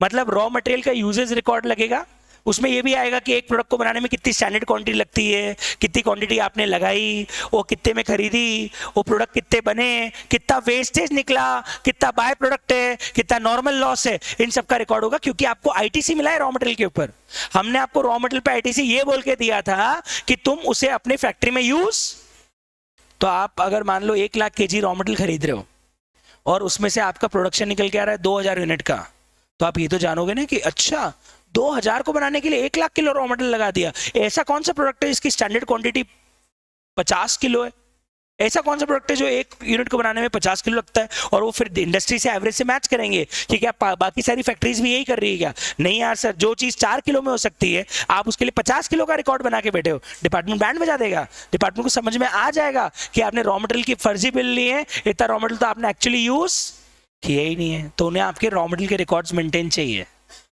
मतलब एक मैन्युफैक्चरर है तो वो प्रोडक्शन रिकॉर्ड में एक तो प्रोडक्शन की रिकॉर्ड तो रखेगा ही रखेगा, साथ साथ में और किस चीज का रिकॉर्ड रखेगा, कितना रॉ मटेरियल उस प्रोडक्शन को बनाने में यूज हुआ उसका भी, साथ में अपने यहाँ हो रहे नॉर्मल लॉस, वेस्टेज और बाय प्रोडक्ट का भी रिकॉर्ड उसको रखना पड़ेगा। क्योंकि हमने क्या बोला था कि आपके यहाँ रॉ मटेरियल यूज होना चाहिए, अगर वेस्टेज हुआ है तो पता तो रिकंसाइल कैसे होगा कि इतना आया और इतना गया, तो पता होना चाहिए ना इतना वेस्टेज भी तो निकला है सर, तो वो रिकॉर्ड तभी मेंटेन होगा, तभी तो मैच हो पाएगा।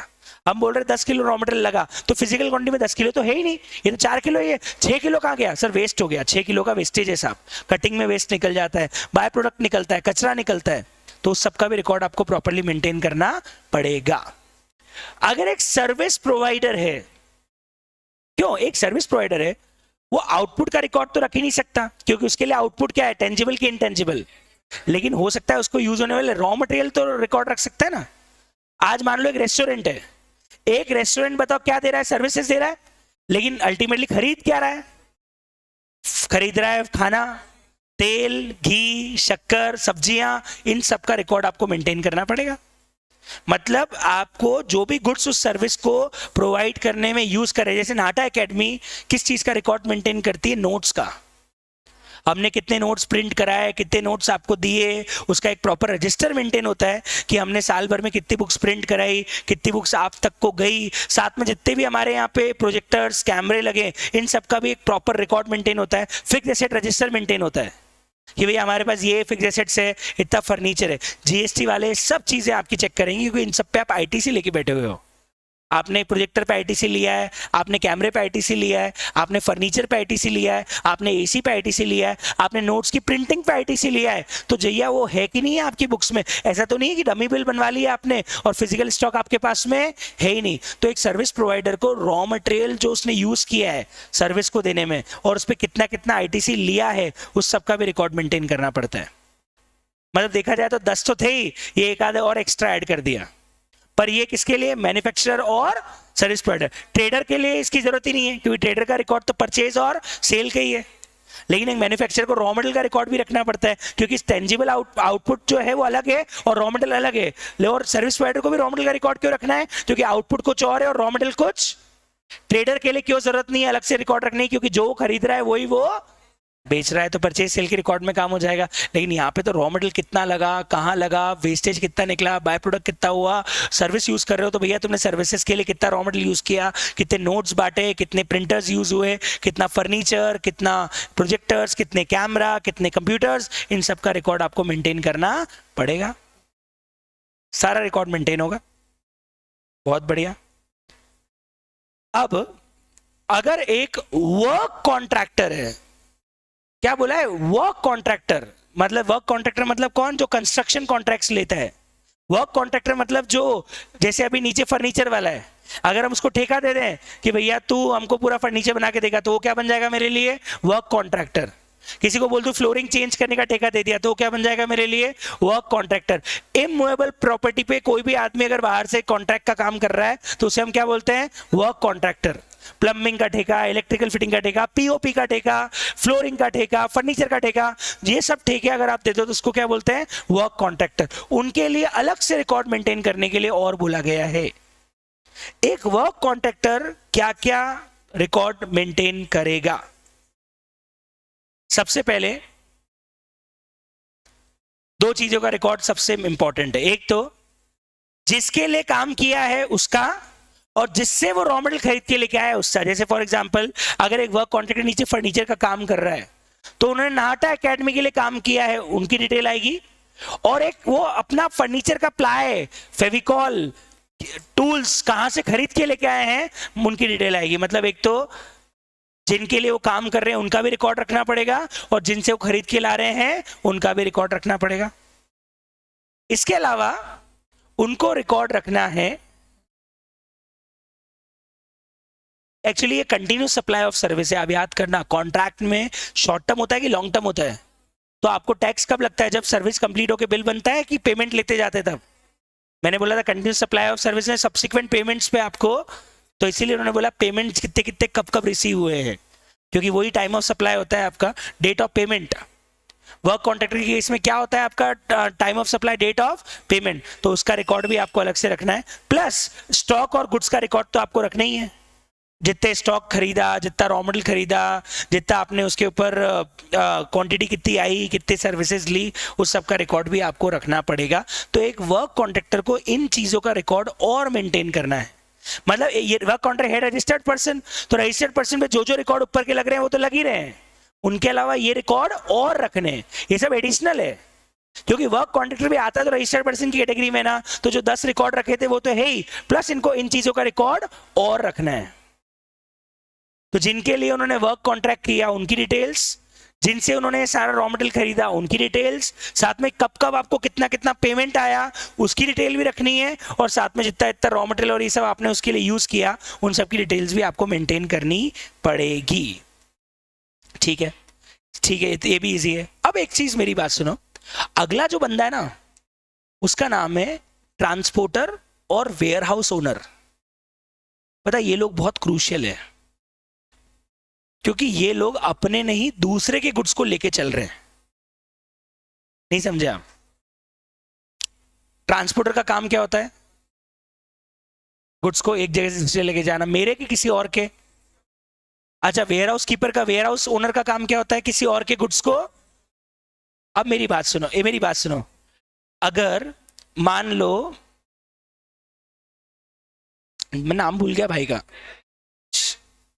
सिद्ध, सिड सिड सिड है ना, ठीक है, हाँ ओके।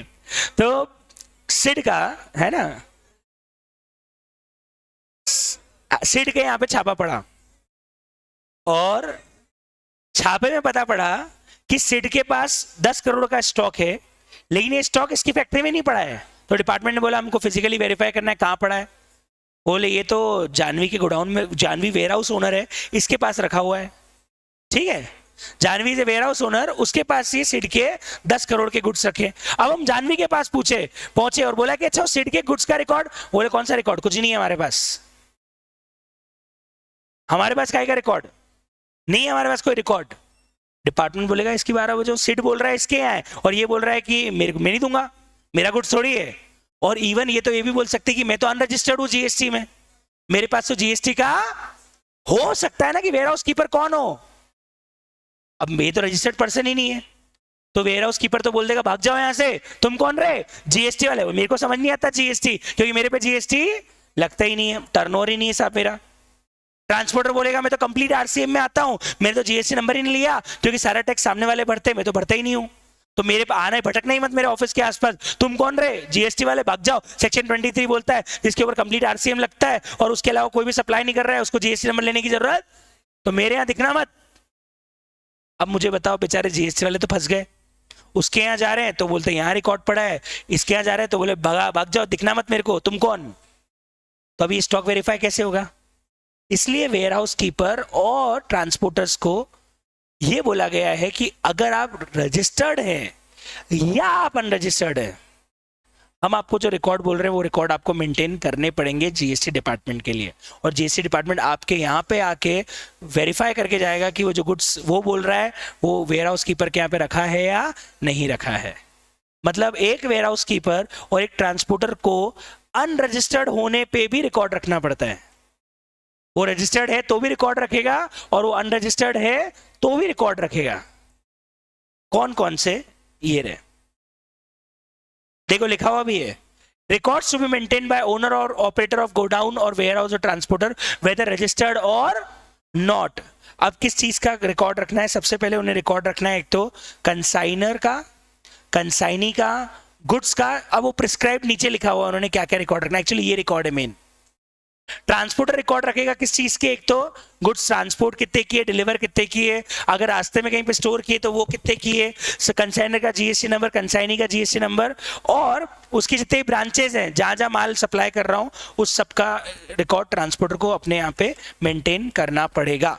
वेयर हाउस कीपर किस किस का रिकॉर्ड रखेगा? वो बुक्स ऑफ अकाउंट रखेगा पूरे गुड्स के रिलेटेड, जो भी गुड्स उसके वेयर हाउस में रखा हुआ है उसकी रिगार्ड प्रॉपर मेंटेन होना चाहिए, जिसमें डिस्पैच, मूवमेंट, रिसीट, डिस्पोजल, इन सब की इंफॉर्मेशन होनी चाहिए। कितना गुड्स आया, कितना गुड्स गया, कितना गुड्स बचा है, कितना कब निकला, कहाँ गया, इन सब का रिकॉर्ड वेयर हाउस कीपर को रखना पड़ता है। तो प्रिस्क्राइब बुक्स ये है जो एक वेयर हाउस कीपर अपने पास मेंटेन करके रखेगा।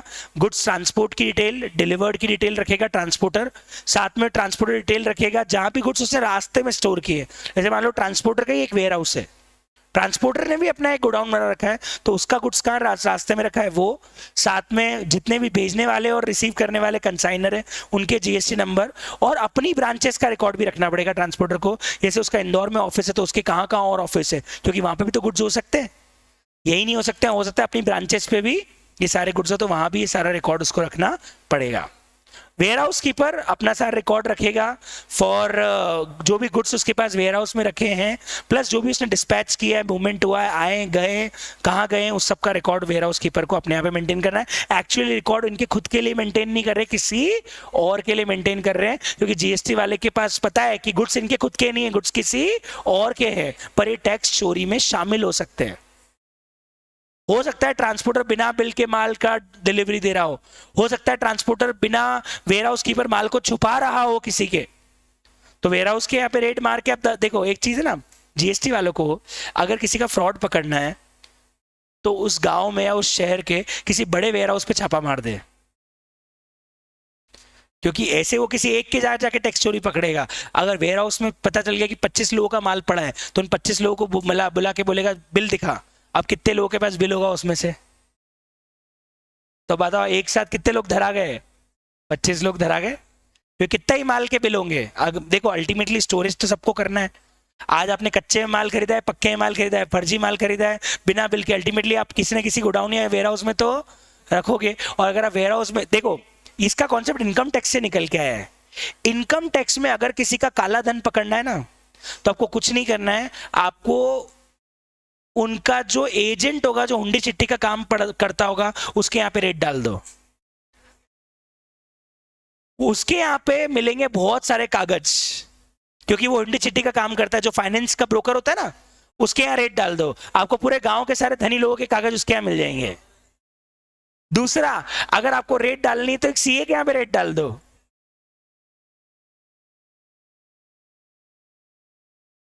मतलब अगर आपको सीए, अरे ऐसा हुआ है एक्चुअल में, इनका मैं बताता हूँ क्या हुआ है, मैं बताता हूँ क्या हुआ, प्रैक्टिकली बताता हूँ क्या होता है। सलोनी के यहाँ पे रेट पड़ी, सलोनी के यहाँ पे बात हुई कि साहब सलोनी की कुछ बुक्स सीए के ऑफिस में पड़ी है, डिपार्टमेंट वाले पहुंच गए कौन से ऑफिस में, सीए के ऑफिस में। अब सीए के ऑफिस में उनको और बहुत सारे रिकॉर्ड दूसरी जगह के भी मिल गए। कॉन्फिडेंशियलिटी नहीं होती कुछ भी भैया, इनकम टैक्स वालों में बुक्स ऑफ अकाउंट में काहे की कॉन्फिडेंशियलिटी, काहे की कॉन्फिडेंशियलिटी। एक डिपार्टमेंट तो किसी भी आपकी प्रीमाइसेस में घुस के आपकी कोई भी रिकॉर्ड खंगाल सकता है ना। मैं तो सिंपल सा तरीका बताता हूँ क्या होता है, मैं प्रैक्टिकली बताता हूँ। सलोनी के यहाँ पे आधी बुक्स नहीं मिली, सलोनी से बोला बाकी बुक्स का है, बोले साहब सीए साहब के ऑफिस में रखी हुई है। आपने सीए साहब के ऑफिस में गए, उनके सारे लैपटॉप, उनकी हार्ड ड्राइव जब्त करके डिपार्टमेंट में लेके आ गए। अब मुझे बताओ उस हार्ड ड्राइव में सिर्फ एक क्लाइंट का डेटा होगा कि 100 क्लाइंट का डेटा होगा।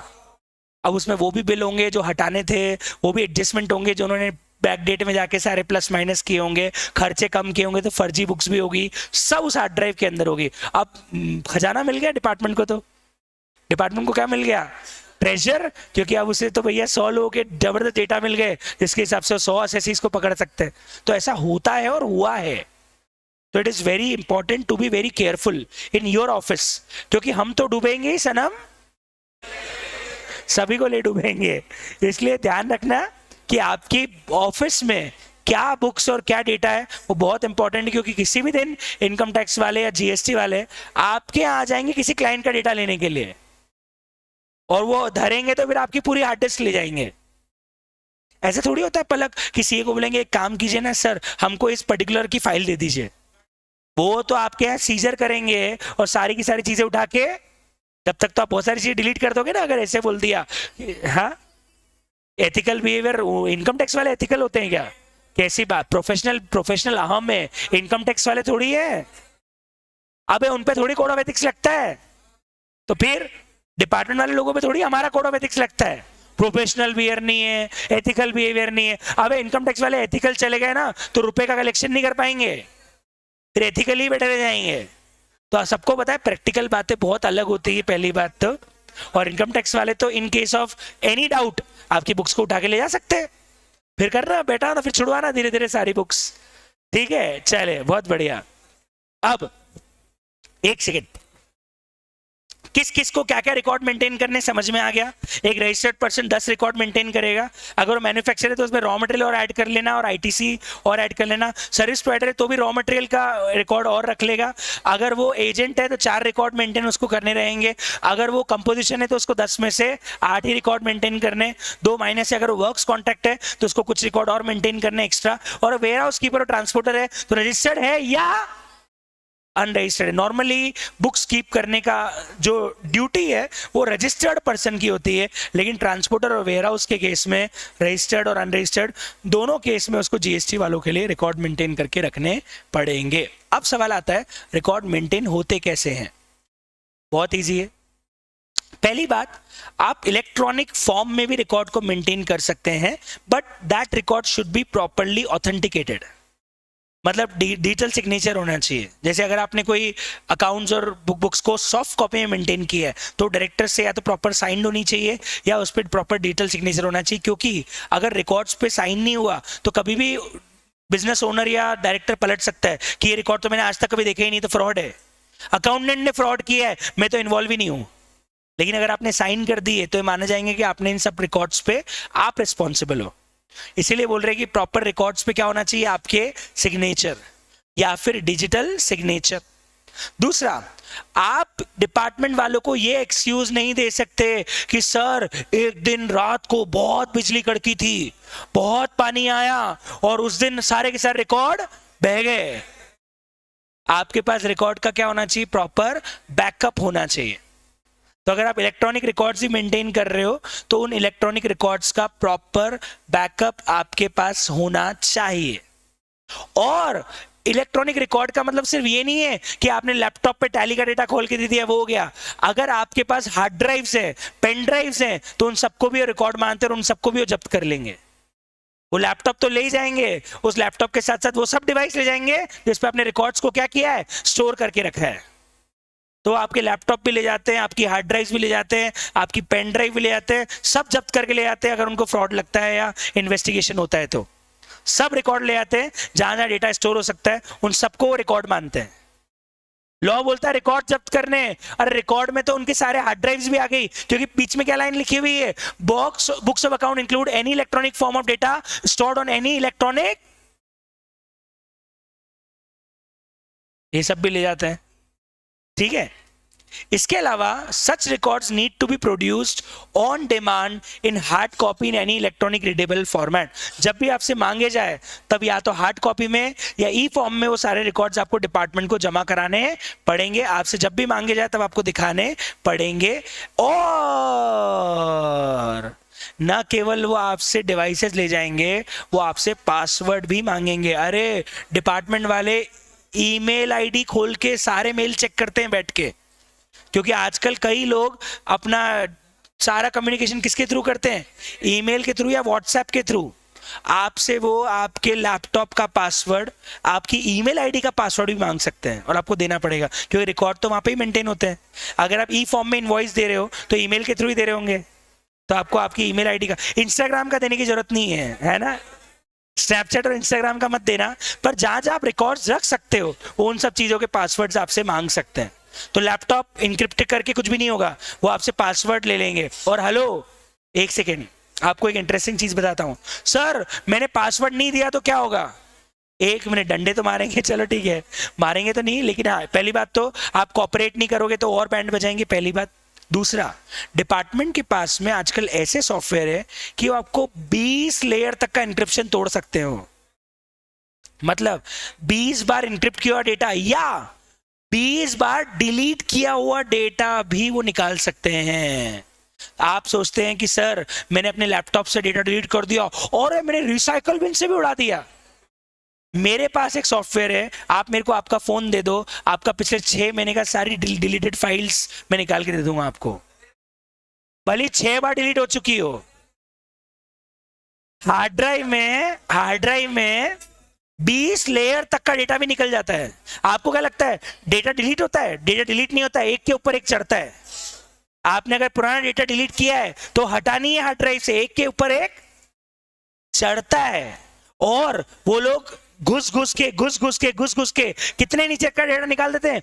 20 बार। मतलब आप 20 बार हार्ड ड्राइव फॉर्मेट कर दो और 20 बार वापस से नया डेटा ले आओ, वो सारा डेटा पुराना निकाल के फॉर्मेट कर दो। आप लोग समझते हैं हार्ड ड्राइव फॉर्मेट कर दी क्या हो गया, अब तो खत्म डेटा। ओ भाई साहब, ध्यान रखना, पुराने पाप किए हो किसी ने तो, है ना। फोन का दे मत देना, वो निकाल देगी सब, बता दूं मैं तुमको, है ना। सारा डेटा निकल जाता है, सारे फोटोज निकल जाएंगे। आपको बता दूं इसका एक ही तरीका है, अगर आपको अपना डेटा डिस्ट्रॉय करना है ना तो आपको हार्ड ड्राइव ही बर्बाद करनी पड़ेगी, और उसका भी एक तरीका है, आप हार्ड ड्राइव फेक मत देना, किसी के हाथ लग गए दिक्कत हो जाएगी। आपको कुछ नहीं करना है, उस हार्ड ड्राइव के ऊपर 2 बार हैवी वाली मैग्नेट रगड़नी है, मैग्नेट से सारा हार्ड ड्राइव का डेटा करप्ट हो जाता है। और किसी की हार्ड ड्राइव आपको खराब करनी है तो कुछ मत करना, हैवी वाली मैग्नेट उसके ऊपर रख देना 5 मिनट के लिए, पूरी हार्ड ड्राइव खराब हो जाती है, सारा डेटा डिस्टॉर्ट हो जाता है। ठीक है, तो अगर हार्ड ड्राइव डिस्ट्रॉय करनी है ना, बेस्ट थिंग इज कि दोनों साइड से मैग्नेट से चिपका के और मैग्नेट घिस दो 4 बार, हार्ड ड्राइव खत्म, सारा डेटा डिस्टॉर्टेड हो जाएगा, मतलब ढूंढ ही नहीं पाएंगे फिर डेटा कहाँ है, करप्ट कर देता है पूरा हार्ड ड्राइव को मैग्नेट्स। ठीक है, ओके।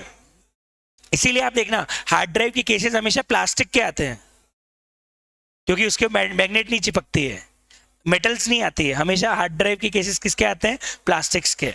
तो this is how you can destroy any device और हार्ड ड्राइव डेटा। अदरवाइज तो डिपार्टमेंट को पुरानी हार्ड ड्राइव मिल गई ना आपकी, वो 3,000 रुपए की हार्ड ड्राइव के चक्कर में 3 करोड़ की पेनल्टी लग जाएगी किसी भी दिन बैठ के, है ना। तो इससे बेटर है तोड़ दो, जला दो, मैग्नेट रगड़ दो, फिर भी बहुत अच्छे से फेंक दो, सब कर दो, लेकिन मिलनी नहीं चाहिए कहीं भी हार्ड ड्राइव।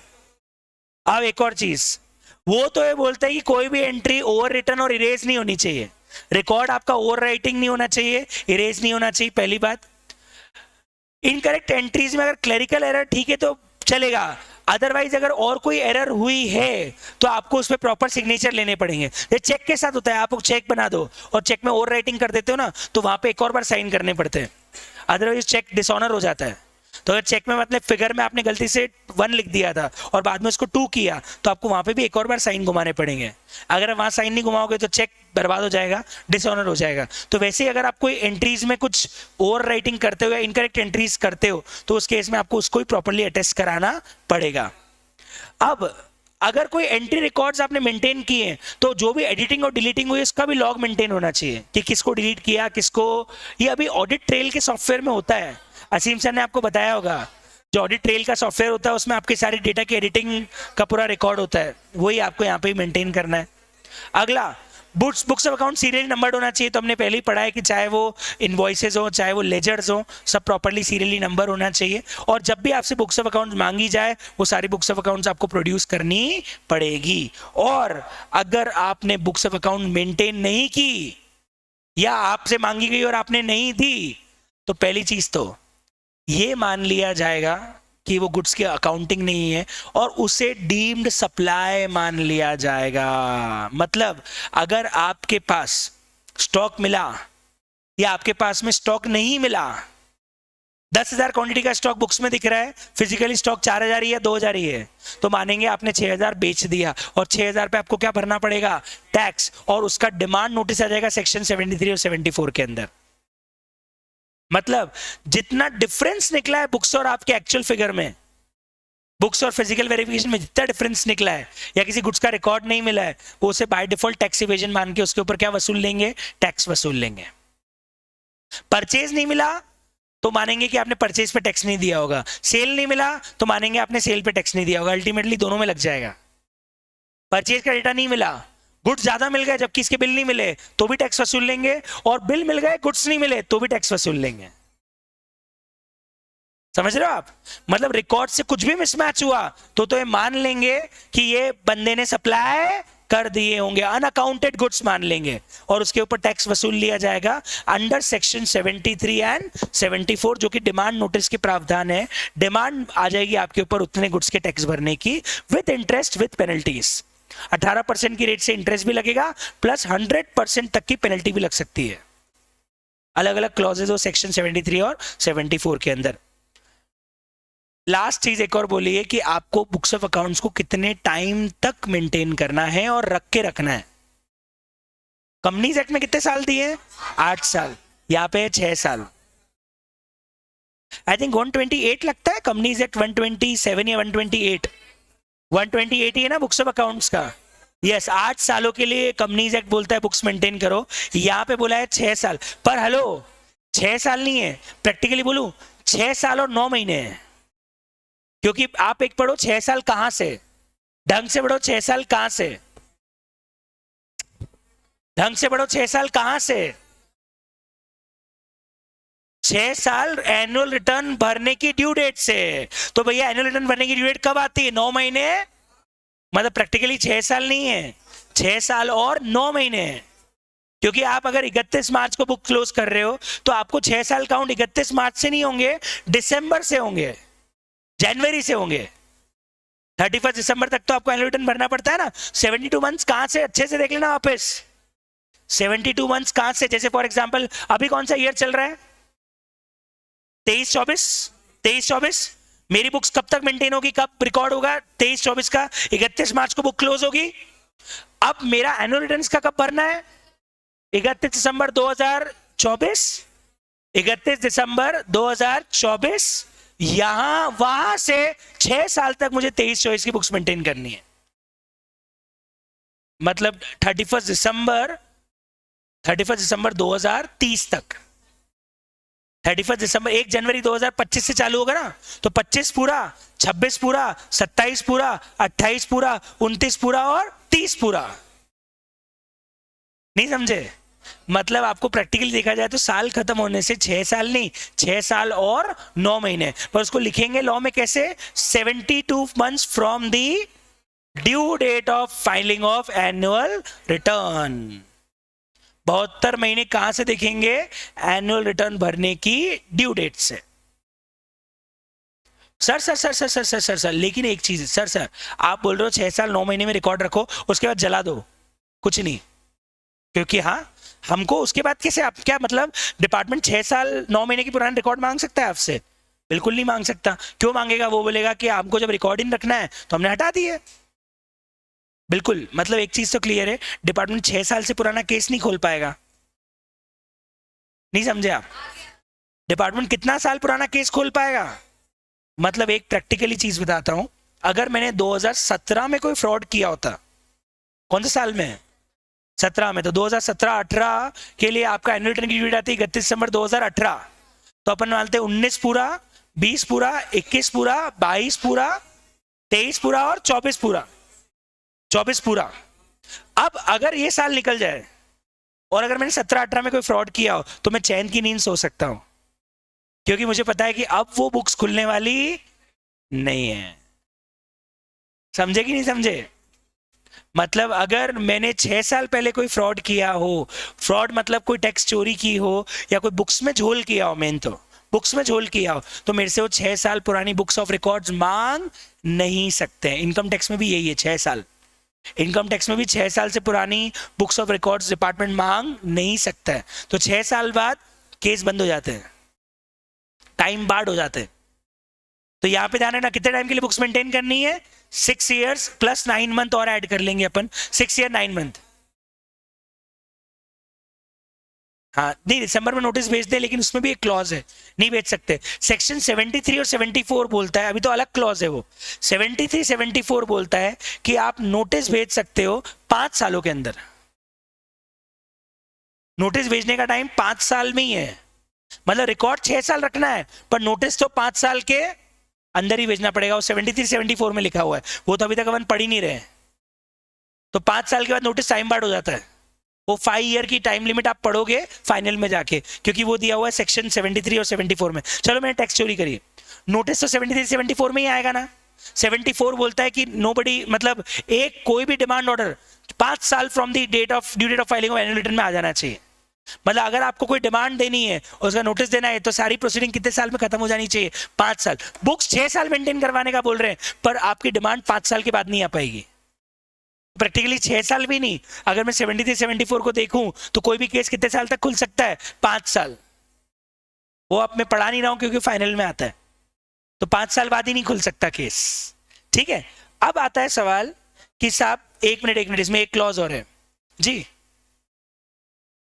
अरे मुटैंडिस नहीं पता, एज इट इज लग जाएगा, मतलब वो कानून यहां पे भी एज इट इज लगा दिया जाएगा। ये है मुटैंडिस का मतलब। ओके, अब मेरी बात सुनो, एक लास्ट क्लॉज है, सुनना। सरकार बोल रही है 6 साल तक रिकॉर्ड रखो। अब हुआ क्या, 3 साल बाद मेरे को नोटिस आया, नोटिस में बोला 1 करोड़ का टैक्स दो। मैंने बोला मैं नहीं दूंगा, अपील करूंगा। मैं पहले पहुंच गया डिपार्टमेंट अपील पे, वहां मैं हार गया। फिर मैंने अपील करी ट्रिब्यूनल में, वहां मैं हार गया। फिर मैंने अपील करी हाई कोर्ट में, वहां मैं हार गया। अभी केस हाई कोर्ट में चल रहा है और 6 साल पूरे हो गए, मैंने सारे रिकॉर्ड जला दिए। हाई कोर्ट बोलेगा रिकॉर्ड लाओ, सर वो तो जला दिए, क्यों? 6 साल हो गए थे। अगर आपका केस अपील में चल रहा है तो 6 साल वाला टाइम पीरियड नहीं चलेगा। अपील के केस में अपील के खत्म होने से, मतलब अपील में हाई कोर्ट का सुप्रीम कोर्ट का ऑर्डर आ गया, उसके भी 1 साल तक नहीं खराब कर सकते आप। क्या क्लॉज है, पढ़ो नेक्स्ट। अगर आपका केस अपील में है, रिवीजन में है, या किसी भी अपीलेट या रिविजनल अथॉरिटी या ट्रिब्यूनल या कोर्ट या इन्वेस्टिगेशन में, तो आप उस इन्वेस्टिगेशन या उस प्रोसीडिंग या उस अपील के 1 साल या 72 मंथ्स विच लेटर पे ही चला पाओगे। मतलब अगर 9 साल भी लग गए अपील का ऑर्डर आने में, तो अपील के फाइनल डिस्पोजल से फिर भी, क्योंकि आपको बता दो कोर्ट को भी अपने रिकॉर्ड्स को रेक्टिफाई करने का अधिकार होता है। कोर्ट अपने दिए गए ऑर्डर को 1 साल में रेक्टिफाई कर सकता है, तो आपको रिकॉर्ड्स हो सकता है कोर्ट के ऑर्डर के बाद भी रखने पड़े, 1 साल तक रखने पड़े। अरे जैसा अभी हुआ ना, इलेक्शन होते हैं, इलेक्शन के बाद वोट्स का क्या होता है? इलेक्शन के बाद वोट्स का क्या होता है? जो अपन वोट्स देते हैं, जो फिजिकल हाथ से जो बैलेट पेपर में वो वोट्स देते हैं, उनका क्या होता है? इलेक्शन हो गया, काउंटिंग हो गई, नेता जीत गया, फिर क्या होता है? जला देते हैं। कुछ टाइम के लिए उसको रखना पड़ता है, क्योंकि अभी एक केस हुआ है पंजाब के चंडीगढ़ के इलेक्शन में, एक इलेक्शन कमीशन के ऑफिसर को बीजेपी वालों ने पैसे देके वोट रद्द करवा दिए बाप के। पहली बार लाइफ में ऐसा हुआ है कि सुप्रीम कोर्ट ने वो सारे वोट वापस काउंट किए हैं, और उसमें उल्टा केस आया, बीजेपी हार गई। और आप आज के न्यूज़पेपर के अंदर था, और उसमें इलेक्शन कमीशन वाले उस ऑफिसर को निकाल दिया गया, उसने करप्शन लेके वोट में धांधली करी थी। मतलब वो भाई साहब जो भाजपा के नेता थे, जो जीते थे, वो 1-1.5 महीने तक रहे भी महापौर, उसके बाद उनको पोस्ट छोड़नी पड़ी, और अब आपका महापौर सिलेक्ट होगा। और ये केस 5-6 महीने से चल रहा था, अभी जाके आज फाइनल, कल फाइनल ऑर्डर आया है। तो आप सोचो, आपकी अपील हो गई, सब हो गया, उसके बाद भी आपके पास वोट्स रखे रहते। मतलब वैसे ही आपको रिकॉर्ड अपील के बाद भी रखने, और डिस्पोजल होने के भी कितने टाइम तक रखने? 1 साल के अंदर रखने। तो 6 साल निकल भी जाए, विच एवर इज लेटर है, तो मिनिमम 6 साल का टाइम पीरियड तो है ही, उसके बाद 1 साल और रखने, मतलब डिस्पोजल ऑफ अपील से 1 साल। अगर केस 10 साल चल रहा है तो आपको 11 साल तक के रिकॉर्ड रखने पड़ेंगे। आ रही बात समझ में? तो ये एक इंपॉर्टेंट क्लॉज और है, एंड चैप्टर खत्म। यस, एक मिनट, कुछ हिंट दिए कि कैसे क्वेश्चंस एग्जाम के अंदर आ सकते हैं। एक बार अपन क्वेश्चन देखते हैं। एक थियोरेटिकल क्वेश्चन आएगा, क्या क्या है, एक मिनट। पहला क्वेश्चन, पहली बात अभी खत्म नहीं हुआ है, क्योंकि अभी ICAI के अमेंडमेंट्स पढ़ने हैं अपने को। और मैं आपको बता दूं, सबसे ज्यादा एग्जाम में क्या आते हैं? अमेंडमेंट्स। मैंने बड़े बड़े अमेंडमेंट्स तो बहुत सारे पढ़ा दिए, अब अपने को छोटे छोटे चेंजेस करने हैं। तो वो कुछ 34 पेज का PDF उन्होंने दिया है, पर 34 में से आप मान के चलना ऑलमोस्ट सारी चीजें हम लोगों ने पढ़ी है। कुछ मिला के 5-7 पेज भी नहीं है जो अपने को मेनली फोकस करके पढ़ने रहेंगे, पर ये बहुत इंपॉर्टेंट अमेंडमेंट्स है। तो अभी हम वही स्टार्ट कर रहे हैं, लेकिन पहले इसके क्वेश्चंस देख लीजिए एक बार।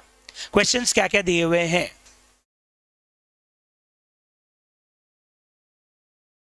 Who is required to maintain books of accounts, and at which place in terms of section 35 read with relevant rule? A registered person is required to maintain books of accounts at his registered place of business and also at his additional place of business. और इसमें देखो क्या क्या clause लिखा है, सुनना। Every registered person shall keep and maintain his books of accounts as his principal place of business and books of account leading to additional place of business as mentioned in the certificate of registration. और अगर एक से ज्यादा place of business है, तो जहां जहां आपका बिजनेस प्लेस है वहां वहां आपको रिकॉर्ड रखना पड़ेगा। ये हो गया क्लॉज नंबर, क्वेश्चन नंबर 1 का आंसर। उन्होंने ये नहीं पूछा था क्या रखने, उन्होंने पूछा था कहां रखने। तो इसमें ये मत लिख देना क्या रखने, सिर्फ क्या पूछा था, कहां रखने। दूसरा, mister sky engaged the business of trading of mobile. Trading of mobile, he is eligible for composition scheme and has opted for the same. He seek your advice for records which are not required to maintain him as a composition scheme. दो हैं, एक तो उसको stock of goods के record नहीं रखने और दूसरा आपको टैक्स की डिटेल्स के भी रिकॉर्ड नहीं रखने। तीसरा, Mr. Harsh Manjula is engaged in business of work contract and requests you a guidance of a specific record maintain. Work contract के लिए क्या क्या रिकॉर्ड थे याद है? एक तो जिनका काम कर रहे हो, जिन भी कॉन्ट्रैक्ट के लिए आप काम कर रहे हो उनकी, एक उनके सप्लायर्स की, तीसरा आप रिकॉर्ड रखोगे उनके पेमेंट्स की, जितना जितना पेमेंट उन्होंने दिया उसकी, एक आप रिकॉर्ड रखोगे जो भी गुड्स उस वर्क कॉन्ट्रैक्ट को यूज करने के लिए आपने किया उसका सारा का सारा स्टॉक रिकॉर्ड भी आपको मेंटेन करना पड़ेगा। अगला, chill chain cold is an operating cold storage warehouse and seeks your guidance on the GST and records to be maintained. तो आपको लिखना पड़ेगा a warehouse owner whether registered or non-registered is required to maintain records. अब क्या क्या record रखने रहते हैं इसको वेयरहाउस वाले को? एक तो जो भी गुड्स है उसका रिकॉर्ड, जो भी गुड्स वेयरहाउस में पड़े उसका, प्लस डिस्पैच, जितना भी गुड्स उसने मतलब भेजा, मूवमेंट रखा गया, उन सब का रिकॉर्ड आपको मेंटेन करना है। तो क्वेश्चन नंबर 4 में देखो उन्होंने क्या क्या लिखा है। Still chain cold maintain records of consigner, consignee and all the other details in the prescribed manner. Chill chain cold should maintain books of account with respect to goods remain in the warehouse, including the particular relating to dispatch, movement, receipt and disposal of such goods. Chill chain cold remains shall store the goods in such a manner that they can be हाँ एक और चीज है, ये चीज शायद उस chart में कवर नहीं होगी, ऊपर कहीं लिखा होगा कि वेयरहाउस कीपर को जो रिकॉर्ड रखना है वो इस तरीके से रखने कि आइटम वाइज और ओनर वाइज आइडेंटिफाई हो सके। मतलब कहां कहां किस किस ओनर के गुड्स रखे हैं उसका रिकॉर्ड वेयर, क्योंकि आज मुझे बताओ, मुझे सिर्फ सिड के गुड्स से मतलब है, तो पूरे वेयरहाउस में क्या सारे गुड्स ढूंढ लूंगा क्या मैं? मेरे को वेयरहाउस कीपर ही बताएगा कि सिड का गुड्स कहां रखा है और कौन कौन सा गुड्स रखा है। मतलब ऑफ कोर्स वैसे भी एक वेयरहाउस कीपर जब गुड्स को स्टोर करेगा तो ओनर वाइज ही करेगा ना यार, अदरवाइज को पता कैसे पड़ेगा कि इस ओनर के गुड्स कौन कौन से? तो ऑफ कोर्स उसके पास जो रिकॉर्ड मेंटेन होंगे वो रहेंगे ना, किस किस ओनर के कितने कितने गुड्स कहाँ कहाँ कौन कौन से पड़े हैं, वो तो उसको वैसे ही मेंटेन करना पड़ेगा ही पड़ेगा। तो ये एक चीज और उसको, और हाँ ऑफिसर अगर वेयरहाउस जाता है तो उसे हेल्प करनी पड़ेगी वेयरहाउस कीपर को कि वहां पे ऑफिसर को बताए कि गुड्स कहाँ रखा है। वो बेचारा ऑफिसर जाके वो ड्रम उठाता है और ड्रम ही उसके ऊपर गिर गया है ना, क्या आया न्यूज के अंदर, 2 ऑफिसर जीएसटी वेरिफिकेशन में मारे गए, ठीक है। तो ऑफ कोर्स जीएसटी ऑफिसर्स को फैसिलिटेट करेंगे वो वेयरहाउस के स्टाफ, ताकि वो लोग इजीली इंस्पेक्शन कर सके। Of course last and final एक और क्वेश्चन दिया है आपको। X is of the view that records are to be mandatory maintained manually only. क्या मैन्युअली रिकॉर्ड ही मेंटेन हो सकता है क्या इलेक्ट्रॉनिक रिकॉर्ड मेंटेन कर सकते हैं? Of course. अब वो आपको लिखना है कि अगर इलेक्ट्रॉनिक रिकॉर्ड मेंटेन करते हैं तो उसका प्रॉपर बैकअप होना चाहिए, प्रॉपर बैकअप के बाद अगर हार्ड कॉपी में मांगे जाए तो आपको हार्ड कॉपी में वो देने पड़ेंगे, और वो प्रॉपरली डिजिटल सिग्नेचर रिकॉर्ड होने चाहिए, है ना। पासवर्ड प्रोटेक्टेड है तो पासवर्ड की एक्सेस भी देनी पड़ेगी। ये सब इलेक्ट्रॉनिक फॉर्म में रिकॉर्ड्स रखने के लिए आपको प्रोसीजर फॉलो करनी पड़ेगी। अब आप सोचो, यही है जो इस चैप्टर के अंदर आपसे पूछ सकते हैं, मतलब डायरेक्ट क्वेश्चन ही आएगा, इसके ऊपर और कोई क्वेश्चन बन ही नहीं सकता क्योंकि प्योर थियरी है। तो आज मैं आपको प्रैक्टिस क्वेश्चन नहीं दूंगा, आपको यही टास्क दूंगा कि एक बार इस मॉड्यूल को, अब रिवीजन चार्ट पढ़ लिए, समझ में आ गया, अब मॉड्यूल को आप एक बार रीड कर सकते हो, मैगजीन रीडिंग, और हाइलाइटर लेके बैठ जाना। लगे कि रिवीजन चार्ट में कुछ भी अलग नहीं है तो बस रिवीजन चार्ट्स पढ़ लेना, और लगे कुछ नया पॉइंट और मिल रहा है तो एक बार उस पॉइंट को सिर्फ क्या कर लेना, हाईलाइट। तो आज मैं आपको प्रैक्टिस क्वेश्चन नहीं भेजूंगा, आज आपका टास्क ही है कि 1 घंटा बैठना, 45-50 मिनट्स लगेंगे, और बैठ के 7-8 पेजेस है, कहां से कहां तक मैं बता रहा हूं, कहां से कहां तक पढ़ना है आपको। एक मिनट बता रहा हूं मैं, नहीं 400 मैंने पढ़ा दी है, आपको जो मैगजीन रीडिंग करनी है वो बता रहा हूं किसकी करनी है, कहां से। अब मेरी बात सुनो, यहां ये डेफिनेशन नहीं पढ़नी, मतलब प्रैक्टिकली आपको यहां से पढ़ना है। 11.7 से, अरे 7 पेज पढ़ने, सिर्फ कितने पेज पढ़ने, 7। 11.7 से 11.15, बस सिर्फ 7 पेज एक बार मैगजीन रीडिंग करके आप सिर्फ हाईलाइट कर देना। आज का टास्क ये है कि आपको 11.7 से लेके 11.15 सिर्फ 7 पेजेस अच्छे से रीड करना है, चैप्टर हो जाएगा आपका खत्म। अब इसमें मेरे को अलग से क्वेश्चन बैंक देने की जरूरत नहीं है, तो क्वेश्चन बनेगा क्या, ये डायरेक्ट थ्योरेटिकल क्वेश्चन बनेगा, इसके अलावा कोई क्वेश्चन बनने वाला नहीं है। तो ये हमारा हो गया अकाउंट्स एंड रिकॉर्ड्स खत्म। अब हम बात करते हैं अमेंडमेंट्स, और ये मेरे हिसाब से एग्जाम पॉइंट ऑफ व्यू से बहुत इंपॉर्टेंट होते हैं, क्योंकि मैंने हर एग्जाम में देखा है उनको बहुत मजा आता है अमेंडमेंट में से चीजें पूछने को लेके। तो अपन एक काम करते हैं, ये अमेंडमेंट्स कहाँ हैं सर, मैं तो आपको कॉपी में लिखवाते जाता हूँ, और मैं आपको बताता हूँ आईसीएआई ने एक पीडीएफ दे रखी है 34 पेजेस की, जिसमें उन्होंने अमेंडमेंट्स बताए हैं, कौन कौन से अमेंडमेंट्स एप्लीकेबल हैं आपके ऊपर। ये रहे मेरे पास, तो पीडीएफ यहाँ से डाउनलोड हो जाएगी, जहाँ पे आपको मॉड्यूल मिलते हैं ना। मैं हाँ ये भी ग्रुप पे डाल दूं क्या, अच्छा ये लो, इसको मैं पहले तो यहाँ खोल लेता हूँ।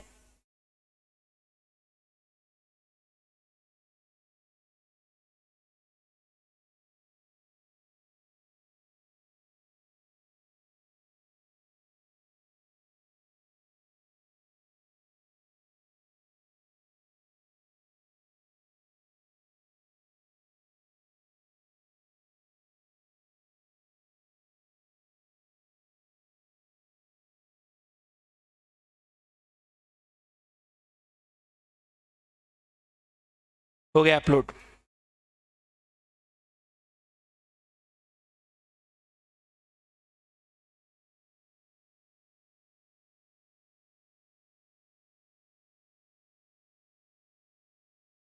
ठीक है चले, अब मैं बताता हूँ क्या क्या अमेंडमेंट है, और कुछ नहीं करना है, आपको कॉपी निकालनी है, और कॉपी में जहां जहां मैं आपको अमेंडमेंट बोल रहा हूँ वहां अमेंडमेंट करते जाना है। ठीक है, अब मेरी बात सुनो, कॉपी लाए नहीं, चलो एक काम करो, फिर एक पेज लो और मैं आपको बताते जा रहा हूँ, वो अमेंडमेंट लिखते जाओ, कोई दिक्कत नहीं है। कोई दिक्कत नहीं है, कॉपी लाए तो कॉपी में करो, और कॉपी नहीं लाए तो एक पेज लो और उस पर अमेंडमेंट लिखते जाओ, है ना। बहुत इजी अमेंडमेंट है, बहुत इजी है, मैंने वैसे बता दिया है पॉइंट, पर वापस मैं आपको बता रहा हूँ, सुनना क्या है अमेंडमेंट है, इसे सेपरेटली एक बार वापस बता रहा हूँ क्या है क्लॉज, सुनना। इतना बड़ा कुछ भी नहीं लिखना है, आपका एक पेज लीजिए कॉपी का, और मैं जो बोलते जा रहा हूँ वो लिखते जाइए। ठीक, अगर आपके पास कॉपी है तो मैं आपको बता रहा हूँ कहाँ जाके आपको अमेंडमेंट करना है। ठीक है, अगर आपके पास कॉपी है, अगर आपके पास कॉपी है तो मैं वही बता रहा हूँ, आपको सप्लाई चैप्टर के शेड्यूल 3 में जाना है। अगर आपके पास कॉपी है तो आपको सप्लाई चैप्टर के शेड्यूल 3 में जाना है, और शेड्यूल 3 में मैंने जहां पे आपको लिखा है बेटिंग, गैम्बलिंग और लॉटरी को छोड़ के, बेटिंग, गैम्बलिंग और लॉटरी को छोड़ के बाकी सब शेड्यूल 3 में आता है, वहां पे 3 नाम और ऐड करने, ये 3 नाम, ये 3 नाम। वैसे मैं आपको प्रैक्टिकली बता दूं, एक मिनट, मैंने ये 3 नाम आपको बता ही दिए थे उस टाइम में, तो पर इन्होंने अलग से भी स्पेसिफाई कर दिए। हाँ, लेकिन बेटिंग, गैम्बलिंग और लॉटरी के बाद आप 3 नाम और ऐड कर दो, कसिनो, हॉर्स रेसिंग और ऑनलाइन मनी गेमिंग। इन सब पे जीएसटी लगता है बेटिंग की तरह। मैंने आपको 50 बार ये बात बता भी दी है कि कसिनोस पे जीएसटी का नोटिस आया था, 40-40 हजार करोड़ का नोटिस आया है, क्योंकि कसिनोस, बेटिंग, शेड्यूल 3 में जहां पे हमने पढ़ा था actionable claims other than betting, gambling, lottery, वहां बेटिंग, गैम्बलिंग, लॉटरी में 3 नाम और ऐड कर देना, कसिनो, हॉर्स रेसिंग और ऑनलाइन गेमिंग।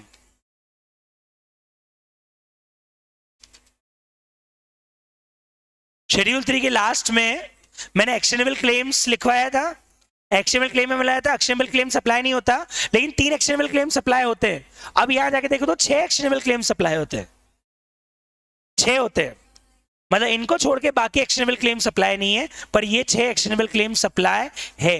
कौन कौन से 6 हैं? Betting, gambling, lottery, casino, horse racing और online money gaming. Online money gaming ये रम्मी वाला जो गेम होता है, और जो ऑनलाइन गेमिंग होती है सब पैसे देने पड़ते हैं और पैसे जीतते हो आप, ड्रीम 11, ये सब ऑनलाइन मनी गेमिंग में आते हैं,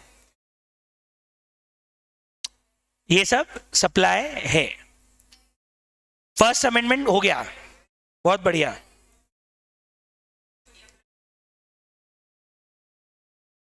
अरे सप्लाई चैप्टर तो मैंने बोला ना, एक पन्ना ले और एक पन्ने पे लिखते जा, सप्लाई चैप्टर का शेड्यूल 3। अरे जहां कहानी लिखवाई थी एक बार मंत्री जी के एम्प्लॉय ने कोर्ट में गवाई थी, वो वाला, वो कहानी जहां, पता है इसका मतलब ये कि कॉपी से रिवाइज ही नहीं कर रहे हो। अगर कॉपी से बैठ के रिवाइज होता तो आपको पता होता कहां पे क्या पढ़ा है अपन ने, है ना। पन्ने ही नहीं मिल रहे उसको, कॉपी वापस देखेगी नहीं देखी कभी। चले, तो betting, casino, gambling, horse racing, lottery और online gaming, online money gaming, online gaming नहीं, ऑनलाइन मनी गेमिंग, जहां पैसे दाव पे लगाने पड़ते हैं और पैसे मिलते हैं। ठीक, ओके, यस, ये पहला अमेंडमेंट हो गया। दूसरा, ये क्लॉज आप अलग से ही लिख लो, वैसे बहुत इजी है, दो छोटा सा क्लॉज है। सुनो, मल्टीप्लेक्सेस के साथ में जो कैंटीन होता है जहां से आप पॉपकॉर्न और कोल्ड ड्रिंक परचेस करते हो, उसके ऊपर रेस्टोरेंट का टैक्स रेट लगेगा, मल्टीप्लेक्स का नहीं लगेगा। मैं बताता हूं क्या कहानी थी, मैं बताता हूं क्या कहानी थी। आपको याद हो तो पिछले कुछ समय पहले है ना, पीवीआर पे बहुत मुद्दा उठा था कि पीवीआर वाले बहुत महंगा पॉपकॉर्न देते हैं, उनके खाना बहुत महंगा होता है और वो बाहर का खाना ले जाने भी नहीं देते हैं। तो फिर पीवीआर ने क्या किया, पॉपकॉर्न और इनको सस्ता कर दिया था, थोड़ा प्राइजेस कम कर दिए थे। उस समय ही एक क्लैरिफिकेशन भी आया था। हो क्या रहा था, पहले पीवीआर ये मानता था कि हम अगर हमको सिनेमा हॉल में खाना खिला रहे हैं तो उसको सिनेमा हॉल की टैक्स रेट लगा के देता था, मतलब 18 और 28% पॉपकॉर्न पे। जबकि देखा जाए तो है तो वो रेस्टोरेंट, बस सिनेमा हॉल के अंदर है, तो क्या रेस्टोरेंट का नेचर बदल जाएगा क्या? मिल तो वहां पे आपको बर्गर, पॉपकॉर्न, कोल्ड ड्रिंक ही रहा है ना। तो आप ध्यान रखना, सिनेमा हॉल के अंदर अगर आप पॉपकॉर्न, कोल्ड ड्रिंक या बाय करते हैं तो उसके ऊपर रेस्टोरेंट का ही टैक्स रेट लगेगा 5%, उसके ऊपर सिनेमा हॉल का टैक्स रेट नहीं लगेगा। पर अगर आपने वो इनसिग्निया का टिकट खरीद लिया जिसमें फ्री पॉपकॉर्न आता है, तो 500 रुपए का टिकट पे फ्री पॉपकॉर्न है, आप मुझे तो वहां पे क्या टैक्स रेट लगेगा? कंपोजिट सप्लाई मान लेंगे, और कंपोजिट सप्लाई में प्रिंसिपल क्या होता है? मल्टीप्लेक्स, तो फिर मूवी का लगेगा। पर अगर ऑप्शनल है कि आपको अंदर जाके पॉपकॉर्न बाय करना है, आपको अंदर जाके कोल्ड ड्रिंक खरीदनी है, तो ऑफकोर्स उसका जब बिल जनरेट करेंगे तो सिनेमा हॉल का टैक्स रेट लगाएंगे कि रेस्टोरेंट का? रेस्टोरेंट का। एरोप्लेन में तो, हाँ, एरोप्लेन में भी याद रखना, जो फ्री टिकट्स, फ्री मील आता है उसके लिए, और अगर अलग से आप दे रहे हो तो उसको रेस्टोरेंट का टैक्स रेट लगेगा, एरोप्लेन हो या कहीं भी हो। तो आप लिखो इस चीज को। वैसे तो पैराग्राफ ऊपर की हेडिंग में ही कवर हो गया है। Supply of food and beverages at cinema halls taxable as a restaurant service. आप चाहो तो इसको कहां लिख सकते हो? मिक्स और कंपोजिट सप्लाई में जाके सेक्शन 8 पे जाओ। सेक्शन 8 में कहीं पे भी स्पेस खाली हो, मैं तो बोल रहा हूं अलग से पेज पे लिख दो ना यार, वो भी अच्छा है, आपकी चॉइस है।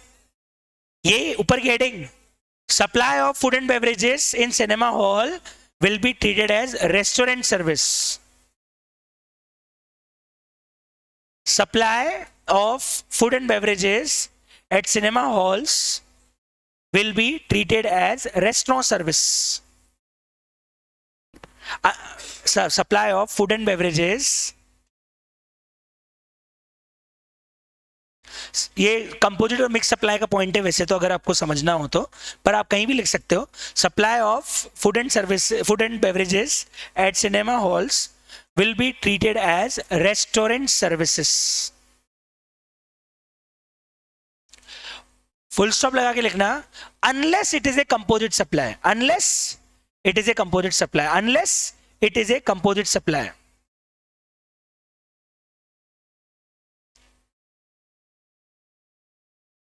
Unless it is a composite supply.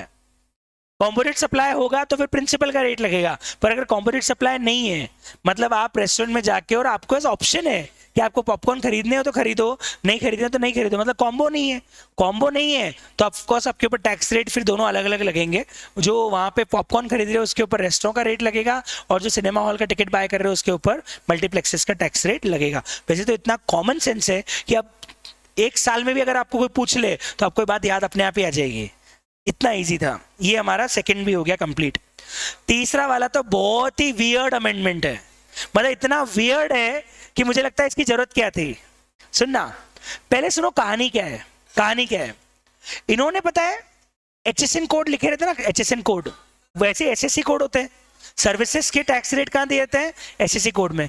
वहां पे पता नहीं क्यों एक एंट्री दे रखी है, वो एंट्री सुनो क्या है, पहले सुनो वहां पे एक अमाउंट, एक ट्रांजैक्शन क्या लिखा हुआ है। ट्रांजैक्शन है अगर होल्डिंग कंपनी ने, ये कंसोलिडेशन वाला पॉइंट है, पढ़ा है सब लोगों ने AS21, यस। अगर होल्डिंग कंपनी ने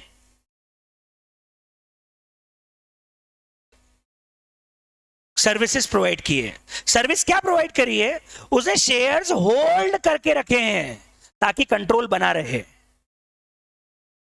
होल्डिंग कंपनी ने, एक कंपनी ने शेयर जानबूझ के होल्ड करके रखे हैं ताकि कंट्रोल, इसको सर्विस माना गया है। शेयर्स को रखना, शेयर्स को होल्डिंग ने अपने पास रखा, बेचा नहीं। क्यों नहीं बेचा? क्योंकि ताकि मैं उसके ऊपर कंट्रोल रख सकूं। सर्विस इसको माना नहीं गया है, उस एंट्री में लिखा हुआ है कि ये इस टैक्स रेट से रहेगा। मैं बताता हूं क्या हुआ है, मैं बताता हूं कहानी, बताता हूं क्या हुआ है। ये पूरा का पूरा HSN और SSC कोड हमने विश्व में यूज हो रहे WTO अग्रीमेंट्स के SSC कोड से कॉपी किया है। अब हो सकता है जब ये WTO अग्रीमेंट्स में SSC कोड बना होगा तब वहां पे एक एंट्री लिखी गई थी कि कोई कंपनी कंट्रोल क्रिएट करने के लिए अगर शेयर्स खरीदती है या बेचती है या रखती है तो उसे हम सर्विस मानेंगे, वहां लिखा होगा, ग्लोबली लॉ में लिखा होगा कहीं पे। तो एंट्री हमारे यहाँ भी आ गई। तो क्या इसके ऊपर इंडिया में GST लगेगा? उन्होंने क्लियर क्लैरिफिकेशन दिया है, शेयर्स पे इंडिया में जब GST नहीं है तो होल्डिंग कंपनी उन शेयर्स को खरीदे, बेचे, रखे, क्या उसके ऊपर GST अट्रैक्ट होगा? बिल्कुल भी नहीं होगा। तो उन्होंने जबरदस्ती का कंफ्यूजन जो था उसको खत्म किया है, ये बोल के कि होल्डिंग कंपनी अगर अपने यहाँ पे शेयर्स खरीदती है, बेचती है, होल्ड करती है ताकि वो उस कंट्रोल को क्रिएट कर सके जो उसको चाहिए, तो उसके ऊपर कोई GST अट्रैक्ट नहीं होगा, क्योंकि शेयर्स का खरीदना बेचना हमारे इंडिया में वैसे भी GST के लिए लिवेबल है ही नहीं। तो बेवजह कंफ्यूजन था, वो कंफ्यूजन कर दिया उन्होंने खत्म। तो आपको सिर्फ ये लाइन लिखनी है, इतनी सी लाइन। इसे शेड्यूल 3 में मत लिखो, इसे एक काम करो, कहां लिखोगे पता है? सप्लाई में, जहां पे अपन ने शेड्यूल 2 में डीम्ड सप्लाई माना था, डीम्ड सप्लाई, वहां पे कहीं नीचे चढ़ा दो। यहाँ पे शेड्यूल 2 में हमने बोला था ना कि इसको हम सप्लाई मानेंगे, वहां पे मान लो इसको सप्लाई नहीं मानेंगे। या एक काम कर सकते हो, वहां भी लिख सकते हो, अरे गुड्स की डेफिनेशन के नीचे लिख सकते हो गुड्स की डेफिनेशन, क्योंकि गुड्स की डेफिनेशन में हमने मनी और सिक्योरिटीज को बाहर किया था। जहां पे गुड्स और सर्विसेज की डेफिनेशन लिखवाई थी ना मैंने, वहां पे आप लिख सकते हो कि सिक्योरिटीज ट्रांजैक्शन पे GST नहीं लगता है। तो आप लिख सकते हो अगर एक होल्डिंग कंपनी सब्सिडरी कंपनी के शेयर्स रखती है तो उसे GST के लिए टैक्सेबल माना नहीं गया है। यही तो लिखना है, ये जो मैंने हाईलाइट किया ये पॉइंट लिखना है बस। सर्विसेज में जहां पे गुड्स और सर्विस की डेफिनेशन थी वहां पे हमने सिक्योरिटीज लिखा था, other than securities, other than money securities, उसके नीचे कहीं पे लिख दो। जहां पे सप्लाई चैप्टर था, सप्लाई चैप्टर में जब मैंने गुड्स और सर्विस की डेफिनेशन लिखवाई थी आपको, गुड्स और सर्विस की डेफिनेशन में जहां पे लिखा था अदर देन मनी सिक्योरिटीज, वहां पे आप नीचे लिख सकते हो कि अगर होल्डिंग कंपनी शेयर्स रखती है सब्सिडरी के ताकि वो कंट्रोल क्रिएट कर सके तो उसे कोई तरह की सर्विस माना नहीं जाएगा। काहे की सर्विस है? इंडिया में कौन सी सर्विस है? कोई भी नहीं है। हो सकता है किसी कंट्री ने इसको सर्विस माना हो इसलिए वो HSN और SSC कोड में चढ़ गया, पर इंडिया में इसके ऊपर कोई GST लगने वाला नहीं है। हो सकता है कहीं पे हो, वहां पे हो कुछ कंट्रोल क्रिएट करने के लिए, अगर आप किसी को शेयर होल्डर्स को दे रहे हो या किसी बैंक को दे रहे हो। नहीं, बर्कशायर हैथवे तो इसकी वॉरेन बफे की कंपनी है और वो तो अलग कंपनी है। वो कंपनी तो एक्चुअली इन्वेस्टमेंट कंपनी है, दुनिया की सबसे बड़ी इन्वेस्टमेंट कंपनी में से एक आती है बर्कशायर हैथवे। तो वॉरेन बफे की जो कंपनी है उसका नाम बर्कशायर हैथवे। Okay,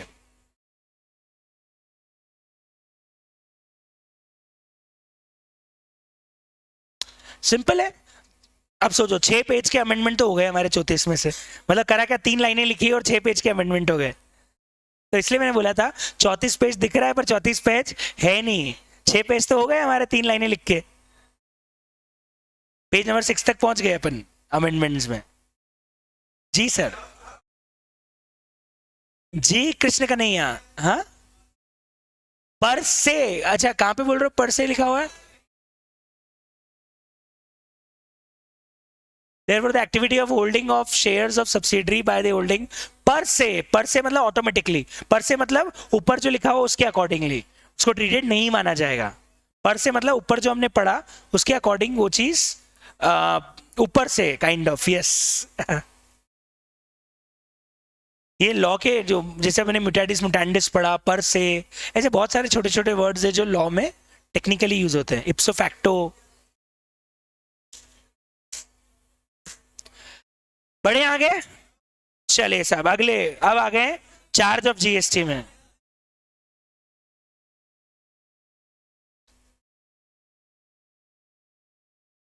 done. बढ़िया.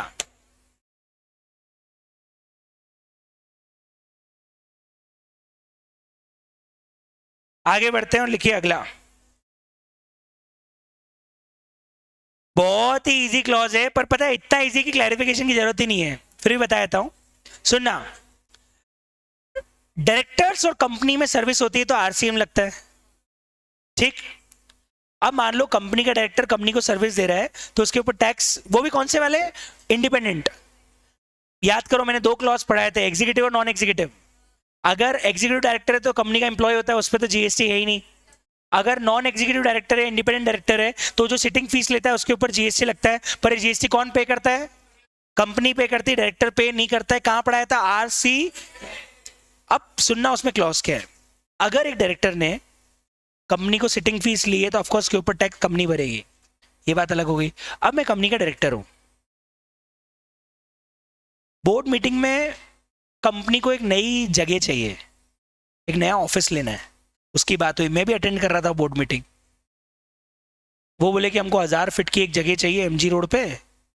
मैंने बोला अरे मेरे पास है, मेरे से ले लो. कंपनी ने डायरेक्टर से एक इमूवेबल प्रॉपर्टी किराए पे ली. पहले बताओ ये कैपेसिटी एज ए डायरेक्टर ली कि पर्सनल कैपेसिटी में दिया. क्या इसमें कोई डायरेक्टर रिलेटेड सर्विसेज हुई क्या डायरेक्टर को अपनी प्रॉपर्टी कंपनी को किराए पे देनी पड़ती है, ऐसा लिखा हुआ है कि कहीं. एज ए पर्सन मैं डायरेक्टर नहीं हूं कंपनी का एक मिनट के लिए. मैं तो, आप तो मार्केट में किराए पे प्रॉपर्टी ढूंढने जा रहे हो, मेरे पास ही प्रॉपर्टी मेरी ले लो. तो कंपनी ने एक प्रॉपर्टी उस डायरेक्टर से किराए पे ले ली.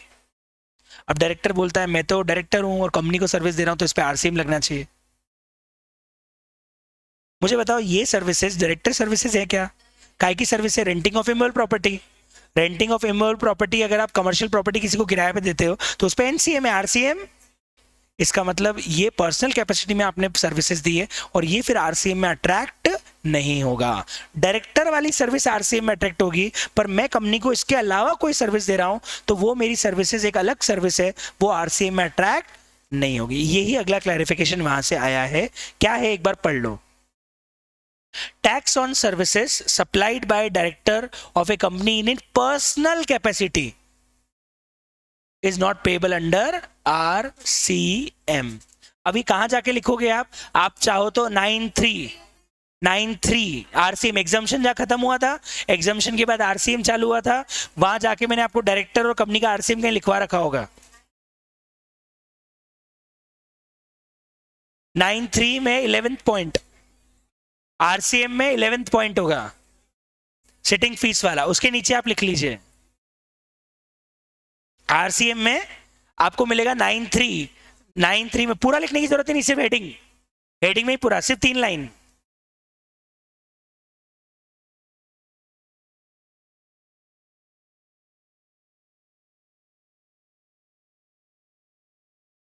सिर्फ 3 लाइन लिखनी है ऊपर की, पूरा मैंने जो बताया वही है और कुछ भी नहीं है उसके अंदर.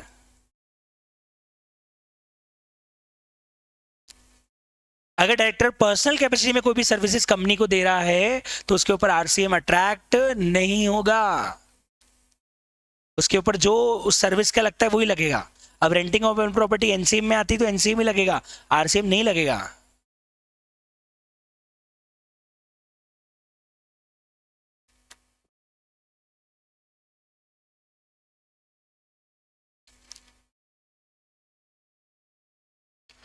बताओ बताओ बताओ बताओ बताओ, पॉइंट समझ में आया या नहीं आया. आ गया, बहुत ही बढ़िया.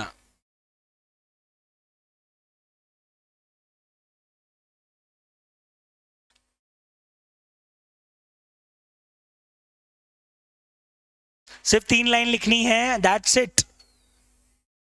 और इसको ना अलग हाईलाइट करके लिखना क्योंकि अमेंडमेंट है, तो ऐसा नहीं कि अपन वैसे ही लिख दे और बाद में लगे अरे तो कॉमन है, नहीं, ये अमेंडमेंट्स है तो इन पे क्वेश्चन आने के चांसेस ज्यादा होते हैं। नेक्स्ट, इतना 3, अबे 2.5 लाइन लिखने में क्या टाइम लगता है? 2.5 लाइन पूरा क्या पैराग्राफ बैठ के लिख रहे हो क्या?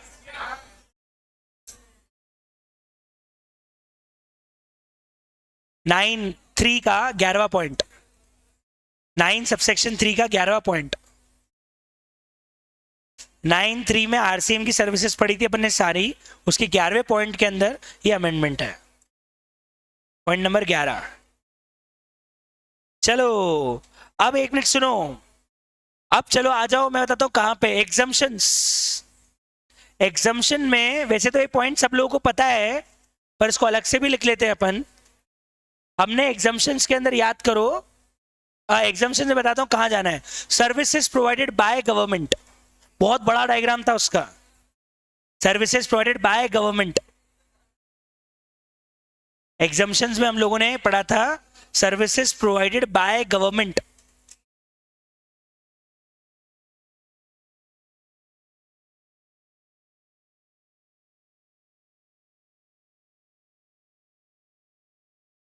ठीक है, बैंकिंग के बाद था, बैंकिंग के बाद था बड़ा सा सर्विसेज प्रोवाइडेड बाय गवर्नमेंट, लिखा है वहां पे। ठीक है, वहां पे हमने एक लिखा था डिपार्टमेंट ऑफ पोस्ट, लिखा है डिपार्टमेंट ऑफ पोस्ट की अगर बेसिक मेल सर्विस और एनवेलप 10 ग्राम है तो एग्जम्प्ट है, बाकी सब टैक्सेबल है, लिखा है। लिखा है, सुनो सर पूरा लिखो। उसके नीचे हमने एक जगह लिखा है ट्रांसपोर्टेशन, ट्रांसपोर्टेशन लिखा है, ट्रांसपोर्टेशन ऑफ गुड्स और ट्रांसपोर्टेशन ऑफ पैसेंजर्स लिखा है। अरे ट्रांसपोर्टेशन के लिए लिखा होगा रेफर चार्ट, लिखा है। वहीं पे एक और नाम ऐड कर दो, services provided by Indian Railways, services provided by Indian Railways, services provided by Indian Railways, नहीं बस services provided by Indian Railways are taxable under NCM, इतना सा लिखना है बस, इतनी ही लाइन है। Services provided by Indian Railways are taxable under NCM. वैसे मैं आपको बता दूं, ये मैंने वैसे पहले ही बता दिया था, बताऊं कहां पे? ट्रांसपोर्टेशन चार्ट के अंदर याद करो, मैंने बोला था रेलवे में 2 होते हैं, एसी और नॉन एसी। नॉन एसी के ऊपर जीएसटी नहीं लगता है और एसी के ऊपर जीएसटी लगता है एनसीएम में, पर उन्होंने पता है उसको अलग से क्लैरिटी के लिए यहां पे लिख दिया कि department of post and ministry of Indian railway अगर कोई भी सर्विसेज प्रोवाइड करता है तो टैक्सेबल होगी अंडर आरसीएम, टैक्सेबल होगी under RCM, NCM, NCM, under NCM.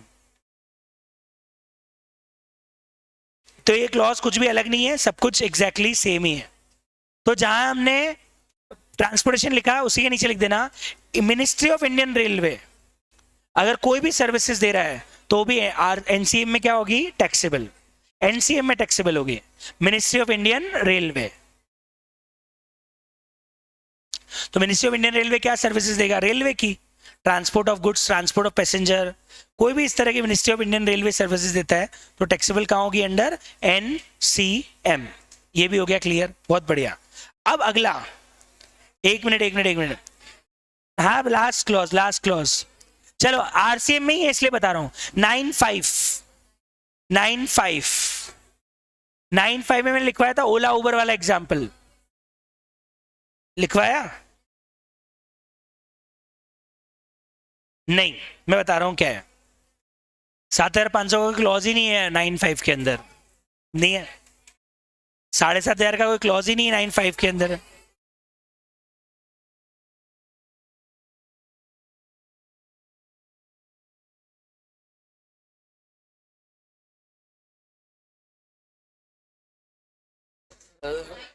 वो तो अरे हाँ, वो तो मैंने वहां पे लिखवा दिया था। हाँ ये होटल वाला था वो तो यार, रेडियो टैक्सी का थोड़ी था, होटल का था 7,500 वाला। हाँ अभी आ रहे हैं रेडियो टैक्सी, और रेडियो टैक्सी में हमने क्या पढ़ा है?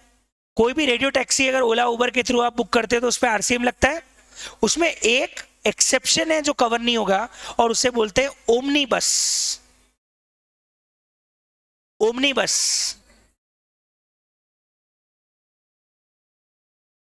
कौन सी होती है ओमनी बस? ओमनी बस।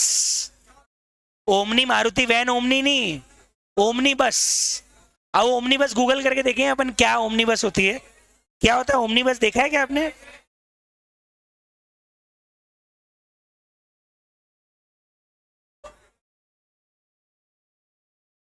अभी इंडिया में कौन सी ओमनी बस है, देखते ना।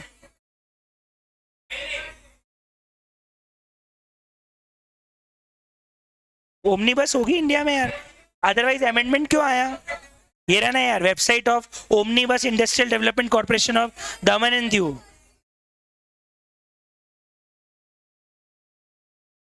ये तो ओमनी बस अलग है। एक मिनट में डायरेक्ट करता हूँ, बुक ओमनी बस।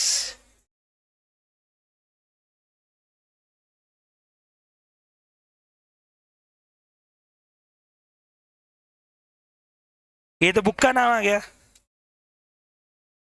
पता नहीं, अब मेरे को तो पता है गूगल पे कुछ मिला भी नहीं था। हाँ, क्या आ रहा है? ये बुक आ रहा है, बुक आ रही है। क्या डाला ना आपने, नाम क्या डाला?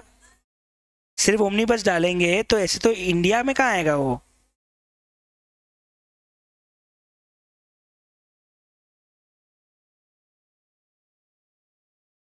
ये है क्या?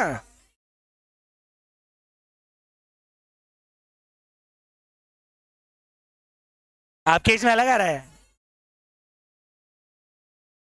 ये ये है क्या? अच्छा हाँ, ट्रिप एडवाइजर पे आई ना, पर ये इंडिया की है क्या?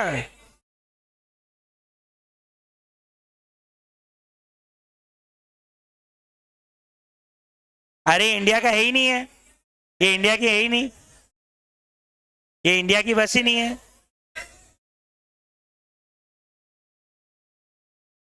चले, हाँ, अरे वो ओमनी है रे, मारुति ओमनी बस नहीं है, चलो। ओके कुछ नहीं, छोड़ो छोड़ो छोड़ो। क्लॉज क्या है?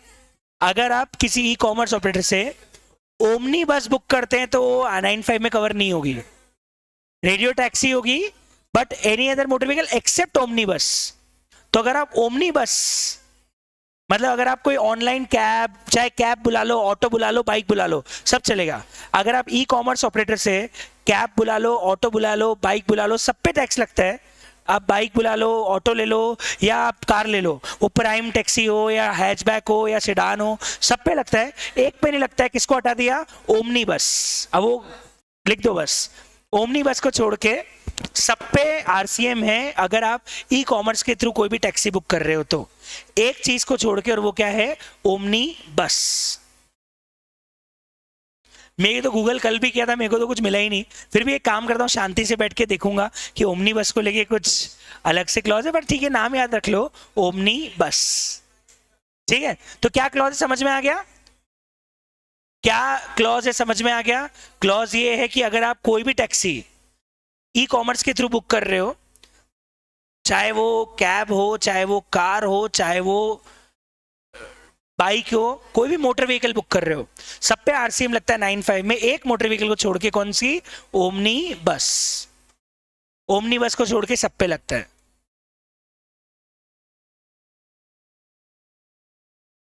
अब एक्चुअली मैंने पढ़ा था इसको, ओमनी बस क्या है वो भी नहीं लिखा है इन्होंने।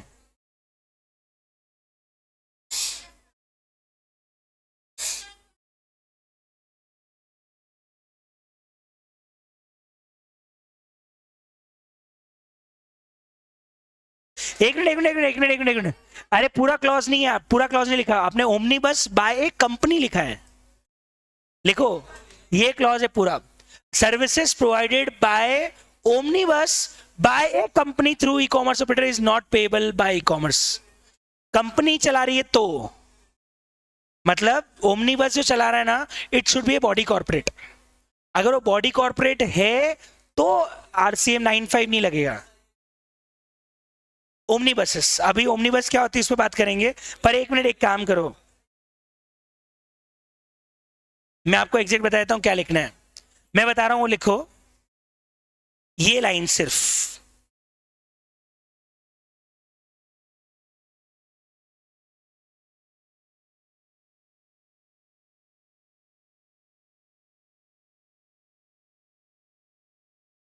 सिर्फ 3 लाइन है।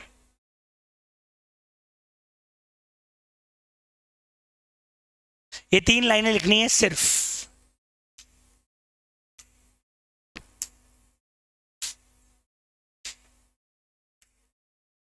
अगर कोई कंपनी है और वो ओमनी बस किसी ऑनलाइन वेबसाइट के थ्रू सर्विसेज प्रोवाइड कर रही है तो फिर उस पर टैक्स कंपनी है तो वही देगी, और अगर कम फॉरवर्ड लगेगा, और अगर कंपनी नहीं है तो फिर 95 में लगा जाएगा। मतलब ओमनी बस अगर कंपनी के अलावा कोई और चला रहा है तो रेडियो टैक्सी जैसे 95 लगेगा, और अगर ओमनी बस के कंपनी चला रही है, बॉडी कॉर्पोरेट चला रहा है, तो फिर 95 नहीं लगेगा। ये क्लॉज है।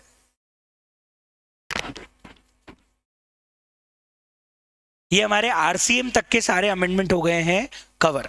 कल एक लेक्चर और लगेगा मुझे अमेंडमेंट का, और अमेंडमेंट होने के बाद अगर कल टाइम बचा तो अपन एक काम करेंगे,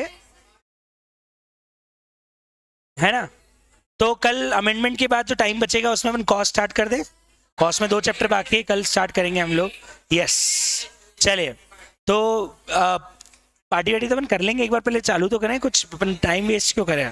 पार्टी तो दूंगा, मैंने आपको बुलाया, 100% दूंगा आपको, उसका कोई लोड ही नहीं है यार। पार्टी का कोई लोड है क्या यार। कॉस्ट की एक दे चुका हूँ, अब जीएसटी की देनी है। मैडम आप नहीं थे, कॉस्ट की पार्टी दे चुका हूँ मैं, जीएसटी की देनी है ना। चलिए, तो अच्छा कॉस्ट खत्म होने की चाहिए तो फिर एक काम करो, फिर आखिरी में लेना कॉस्ट खत्म होने के बाद, और क्या। हाँ सही बात है, सही बात है। चले, तो ये ध्यान रखना, अगर ओमनी बस कंपनी चला रही है तो आरसीएम नहीं है, अगर ओमनी बस कंपनी के अलावा कोई और चला रहा है तो फिर वो आरसीएम में आ जाएगा। Thank you so much. बाकी डिस्कशन करते हैं कल। कल हम अमेंडमेंट आगे के पढ़ेंगे। प्लेस ऑफ सप्लाई से आ गए अब अपन, पॉस के कुछ छोटे मोटे अमेंडमेंट्स हैं वो हम कल से पढ़ना चालू करेंगे, और कल हमारा अमेंडमेंट पोर्शन खत्म हो जाएगा। Thank you.